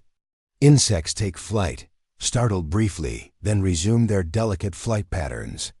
Leaves drop gently into the water, forming tiny ripples that shimmer in the last light. The world is alive in stillness, every movement measured, every sound deliberate, each a small part of the vast, interconnected web of life. The interplay of wind and foliage adds texture to the symphony. A gentle breeze carries the scent of damp earth, crushed vegetation, and faint musky odors from the giants themselves. Reeds and grasses sway, producing subtle swishes that mingle with the distant calls of birds and reptiles. The atmosphere feels suspended, as though time itself has slowed to accommodate the quiet grandeur of these creatures. Twilight is not merely a moment between day and night. Here, it is a sacred space where the prehistoric world exhales in serenity. As darkness deepens, shadows converge, and the horizon loses its fire, the giants' silhouettes dissolve into the dim light. Eyes adapted to twilight catch fleeting movements, the cautious scurry of a small predator, the glint of fish in slow-moving streams, the flutter of nocturnal insects rising from reeds. Night is imminent, yet the transition is gentle, almost imperceptible. Sounds grow softer, rhythms slower, until the world is wrapped in a calm, contemplative stillness. The final moments of day are a meditation on scale and connection. Each giant dinosaur, though immense and commanding, participates in the subtle balance of the ecosystem. Their movements shape the land, their calls ripple across valleys, their presence defines spaces for smaller creatures to thrive. Twilight is the great equalizer moments where predator and prey, mammal and reptile, insect and giant, all exist together in a carefully measured harmony. The day's end is both a conclusion and a promise. Life continues, adapting, persisting, and coexisting across the vast prehistoric landscapes in the distance. Forests darken, rivers reflect the fading sky, and plains stretch endlessly into shadow. The giants settle fully, their final rumbles dissolving into the ambient hum of night. Small creatures claim the spaces left open, moving quietly, calling softly, completing the nocturnal chorus that continues after the titanic figures have paused. The world breathes, a living testament to the patience, resilience, and interconnectedness of prehistoric life. The last light of twilight paints a fleeting memory across the land. Every step, every call, every gentle rustle becomes a part of the deep time symphony. The giants, magnificent and enduring, are both guardians and participants in this grand orchestration. As darkness settles fully, the prehistoric earth becomes a living meditation, a reminder that even in silence, life resonates, and that the echoes of giants, forests, rivers, and swamps continue in the quiet persistence of time. By the end of twilight, the world feels complete. The sun has set, the sky fades into deep indigo, stars begin to appear, and the soft symphony of nocturnal life takes over. Yet within it, the memory of the giants lingers, their shadow, their movement, their presence woven into the sounds, scents, and subtle rhythms of the prehistoric night. It is a moment of calm awe, a fitting tribute to the immense creatures that once walked, grazed, and called this ancient world home. The twilight of the giants is not merely the end of a day, it is a meditation on life, scale, and the delicate balance of ecosystems. It reminds us that even in a world dominated by massive, awe-inspiring beings, the smallest voices, crickets, frogs, insects, and small mammals, carry equal weight in the symphony of life. Together, in light and shadow, they form the eternal rhythm of the prehistoric earth, a rhythm that continues, echoes, and resonates across the ages. Chapter 18. Twilight across the plains. As the sun dips low over vast Mesozoic plains, the world transforms into a theater of gold and amber. Shadows stretch across tall grasses, undulating gently in the evening breeze. Herds of herbivorous dinosaurs move slowly toward watering holes, riverbeds, and sheltered groves, each step deliberate, leaving temporary imprints on the soft, sun-warmed soil. Their movements are both majestic and peaceful, a slow procession of life guided by instinct and the rhythm of the day. The plains are alive in subtle ways. Insects hover above swaying grasses, their wings catching the last light of day. Small mammals emerge from burrows, scuttling cautiously among tall ferns and low shrubs, while tiny reptiles bask on sunlit rocks one last time before nightfall. Each creature senses the shifting light and temperature, adjusting its behavior to the changing world. Even the wind seems to pause, carrying a soft, warm scent of earth and vegetation across the open plains. The sky itself is a spectacle, painted in fiery hues of orange, pink, and violet. Clouds scatter the fading sunlight in intricate patterns, reflecting off distant mountains and river valleys. Birds or their prehistoric equivalents glide above, silhouettes etched sharply against the colorful canvas. The air is filled with the soft rolling calls of distant dinosaurs, mingling with faint insect hums and the gentle rustling of leaves. It is a symphony of life preparing for rest, both dynamic and calming in its quiet order. Herds of giant sauropods stretch their long necks toward treetops and tall grasses, consuming the last bites of the day's sustenance. Their massive feet sink slightly into soft soil, sending tiny vibrations across the ground, perceptible to smaller creatures nearby. Ceratopsians move in compact groups, grazing cautiously, their horns catching the evening light. Even in their grandeur, there is a sense of calm, a gentle presence that shapes the plains, without forcing its will upon them. Predators. 2. Adjust their behavior with the approaching twilight. Smaller theropods move stealthily among the grasses, observing but not yet striking. Larger carnivores retreat to shaded areas, conserving energy for the night's hunting. The balance of predator and prey creates an underlying tension, subtle and natural, yet woven seamlessly into the tranquil rhythm of the plains. Every sound and movement is measured, deliberate, a meditation in survival. Water sources become focal points as day fades. Shallow ponds mirror the glowing sky, disturbed only by occasional fish or amphibian activity. Herbivores approach slowly, drinking carefully, alert to the subtle signs of danger. Insects buzz around the water's edge, creating a gentle ambient hum that blends with the splashes of small creatures. The interaction of land, water, and life forms a calming, meditative environment, a momentary pause before night blankets the world. As the sun sinks further, shadows deepen, stretching the silhouettes of giants across the plains. The wind stirs grasses and reeds, creating a soft whispering sound that carries across miles. Trees sway gently along riverbanks and hillsides, leaves rustling in the cooling air. Birds settle into their roosts while pterosaurs return to cliffs and treetops, wings folding in preparation for darkness. The transition from day to night is seamless, a natural crescendo of color, sound, and movement that signals the end of the day and the quiet anticipation of the night. Small details punctuate the twilight. A lizard darts across warm soil. A frog calls softly from a distant pond. The distant roar of a river echoes across a valley. These subtle sounds, often overlooked, combine into a delicate orchestration of life, illustrating the quiet complexity of the plains.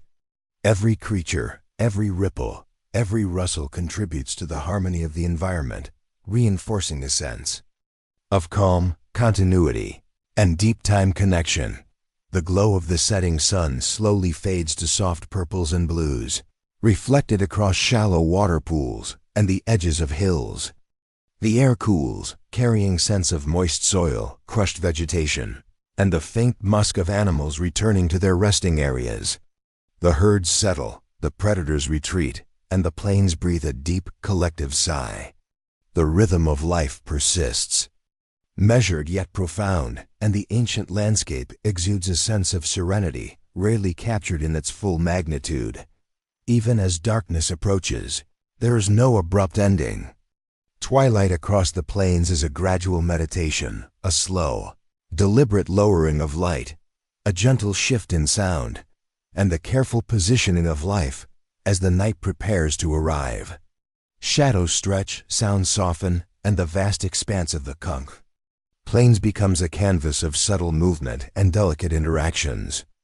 Every step, every rustle, every soft call contributes to the overarching symphony, a testament to the calm, patient persistence of prehistoric life. Nightfall eventually creeps in, yet the plains retain a soft glow from the lingering twilight. Silhouettes of giants stand poised, resting in quiet majesty. The wind whispers across grasslands, carrying scents and faint echoes of the day. Insects hum softly, frogs call intermittently, and distant rivers reflect the faint starlight. The plains are alive in darkness, yet enveloped in calm, a serene transition from day to night, a meditation on survival, beauty, and the slow rhythm of life across millions of years. Twilight across the plains is more than a visual moment. It is an orchestration of light, sound, movement, and life. It reminds us that even in vast, open spaces, balance is maintained. Predators and prey, insects and mammals, giants and small creatures coexist in a subtle harmony.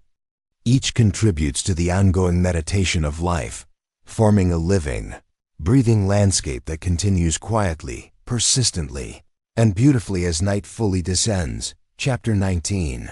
The Long Cretaceous Night. As darkness settles over the Cretaceous world, the land exhales into stillness. Stars emerge, scattered across an ink-blue sky, reflecting faintly on rivers, lakes, and dew-laden foliage. Shadows stretch long and silent, obscuring the movements of both predators and prey. The earth's pulse slows in rhythm with the dimming light, and the nocturnal symphony begins subtle, profound, and mesmerizing. Crickets chirp softly from hidden crevices, their rhythmic calls forming a steady hypnotic cadence. Each note blends with the gentle rustle of leaves as the wind passes through dense forests and open plains. Small mammals scurry through undergrowth, cautious yet persistent, their tiny movements adding delicate echoes to the night soundtrack. Amphibians call intermittently from pools and rivers, a haunting melody that drifts across the still waters. Reptiles, adapted for darkness, begin their quiet patrols. Sleek, cautious theropods move among ferns and shrubs, eyes gleaming in the starlight, attentive to every subtle vibration in the earth. Their soft footfalls blend seamlessly with the ambient sounds, creating a sense of tension softened by the night's calm. Tiny predators, nocturnal in nature, hunt insects and small vertebrates, adding dynamic motion to the otherwise serene environment. Above, the sky teems with life of a different kind. Early birds and pterosaur species navigate the cool night air, calling softly or gliding silently across moonlit landscapes. Occasionally, a shadow crosses the starlight, a reminder of the scale and majesty of life in the skies above. The movement of wings, the whisper of air, and the subtle calls of aerial hunters blend harmoniously with the chorus below, creating an orchestra of both earth and sky. The long night stretches endlessly, yet time seems to move in slow, deliberate waves. Streams ripple gently as nocturnal fish stir beneath the surface. Lakes mirror the constellations above, reflecting a calm vastness broken only by occasional ripples or the subtle landing of a small animal at the water's edge. The gentle caress of wind carries the scent of damp earth, crushed vegetation, and faint musk from nearby giants resting in the distance. Predators maintain a quiet vigilance. While many rest, others move stealthily among ferns and low shrubs, eyes fixed on possible prey. The tension is never harsh or abrupt. It is a measured, natural rhythm, reminding all who watch or imagine of the balance between survival and serenity. Even in this darkness, life pulses quietly, each movement contributing to the intricate harmony of the nocturnal landscape. Insects dominate the auditory landscape. Crickets, beetles, and other night-active creatures provide a consistent, calming hum, punctuated by softer occasional calls of amphibians or the subtle rustle of leaves. The soundscape is layered, high-pitched trills, low buzzing wings. Distant water movements weave a tapestry that evokes both awe and tranquility. Every vibration is amplified by the quiet of the night, creating a deeply immersive, almost meditative experience. The faint rustle of larger animals adds texture to the night. Herbivorous dinosaurs shift in herds, low rumbles vibrating through the soil. Their massive forms are silhouetted against the moonlight, moving slowly as they settle in sheltered areas for rest. Their presence is grounding, a reminder of the scale of life that coexisted with the smaller nocturnal inhabitants. Even the smallest creatures navigate around these giants with care, their tiny movements part of the same orchestrated rhythm. As the hours pass, the Cretaceous night deepens. Stars shift across the sky, and the first hints of distant planets shimmer faintly in the darkness. A river glimmers under starlight, disturbed only by fish or insects skimming its surface. In the forests, nocturnal birds softly call, their sounds weaving through the trees like invisible threads connecting every element of the ecosystem. This is the world of the long Cretaceous night. Vast, silent in some ways, yet vibrant with subtle activity. The darkness amplifies awareness. Every sound, every motion carries significance. Predators, prey, and small insects coexist in a delicate balance, and the night itself becomes both stage and participant in this timeless meditation of life. Slowly, the night begins to hint at the approaching dawn. Shadows fade slightly as distant horizons glow faintly, preparing for the sun's eventual return. Nocturnal creatures retreat, settling into hiding spots or burrows. Rivers, lakes, and streams continue their soft murmur, a gentle counterpoint to the stillness enveloping the land. The Earth's nocturnal symphony lingers, leaving an indelible imprint of calm, wonder, and deep time resonance. By the end of the long Cretaceous night, the land feels alive yet serene.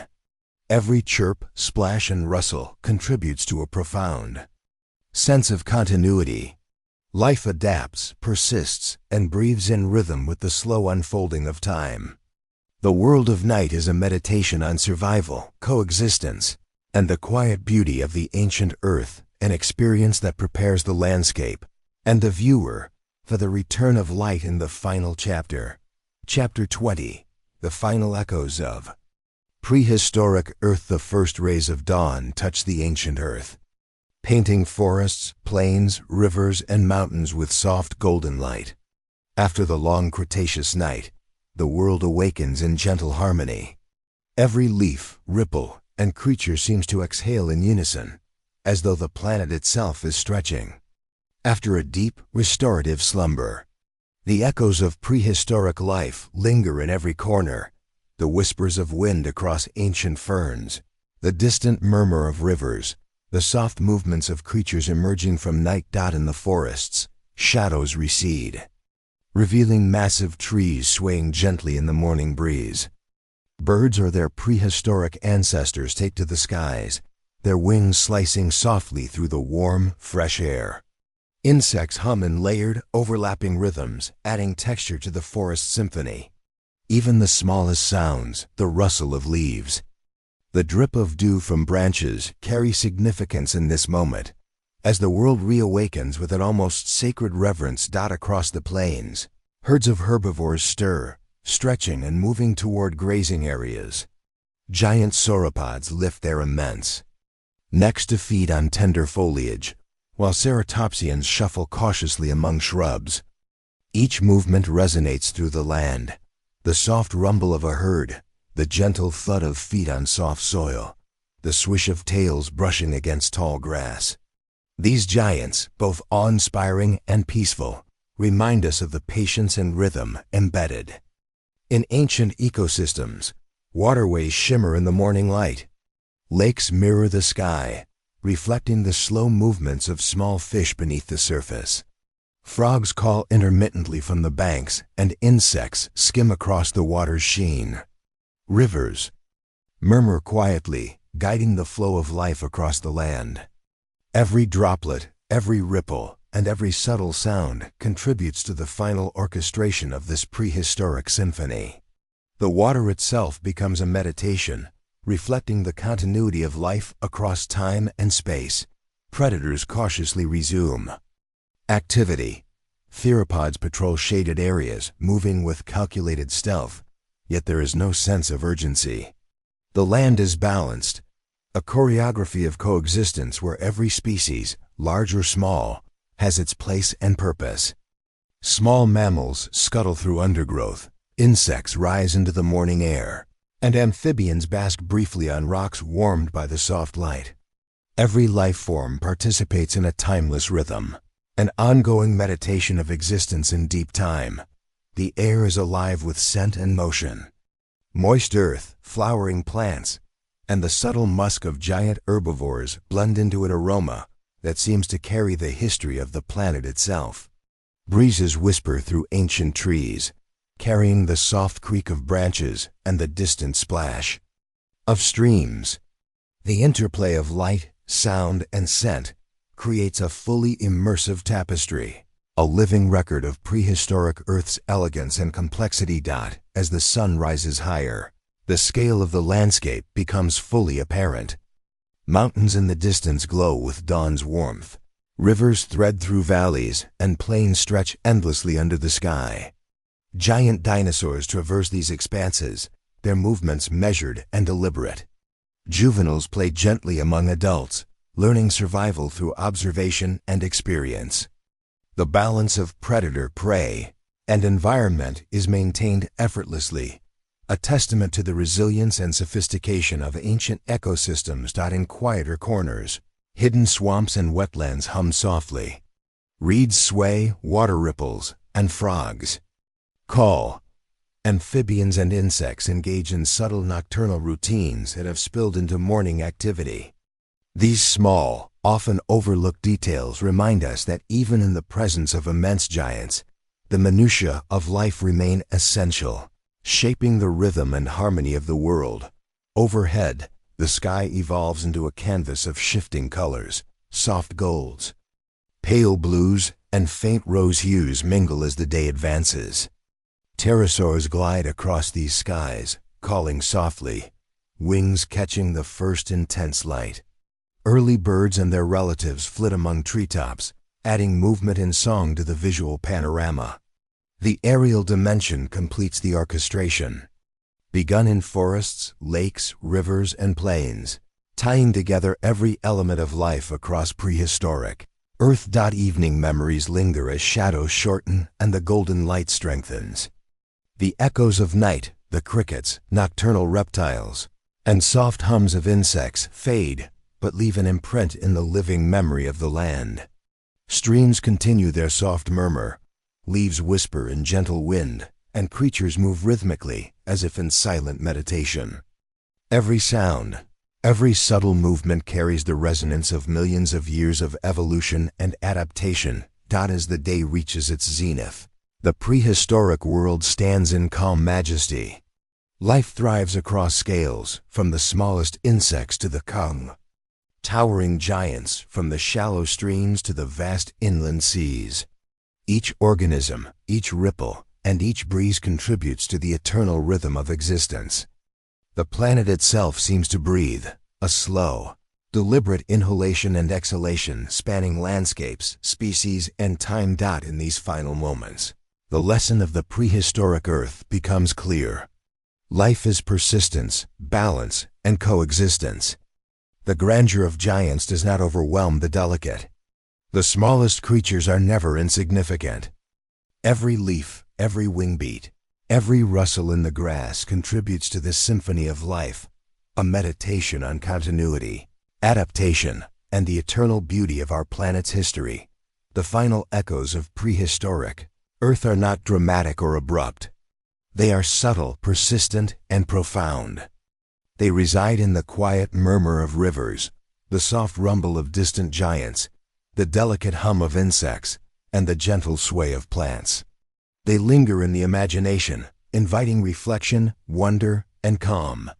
Even as the viewer drifts from this ancient world, the rhythm, the balance, and the timeless serenity continue to resonate, a lasting testament to the ancient Earth and its incredible, enduring life. With the sun fully risen, life continues unabated. The prehistoric world is alive, connected, and eternal in its patterns.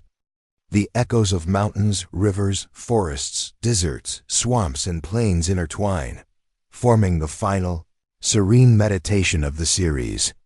The prehistoric Earth, in all its majesty, remains a place of calm, reflection, and awe, a perfect ending to a journey through 4 hours of immersive ancient sounds and imagery.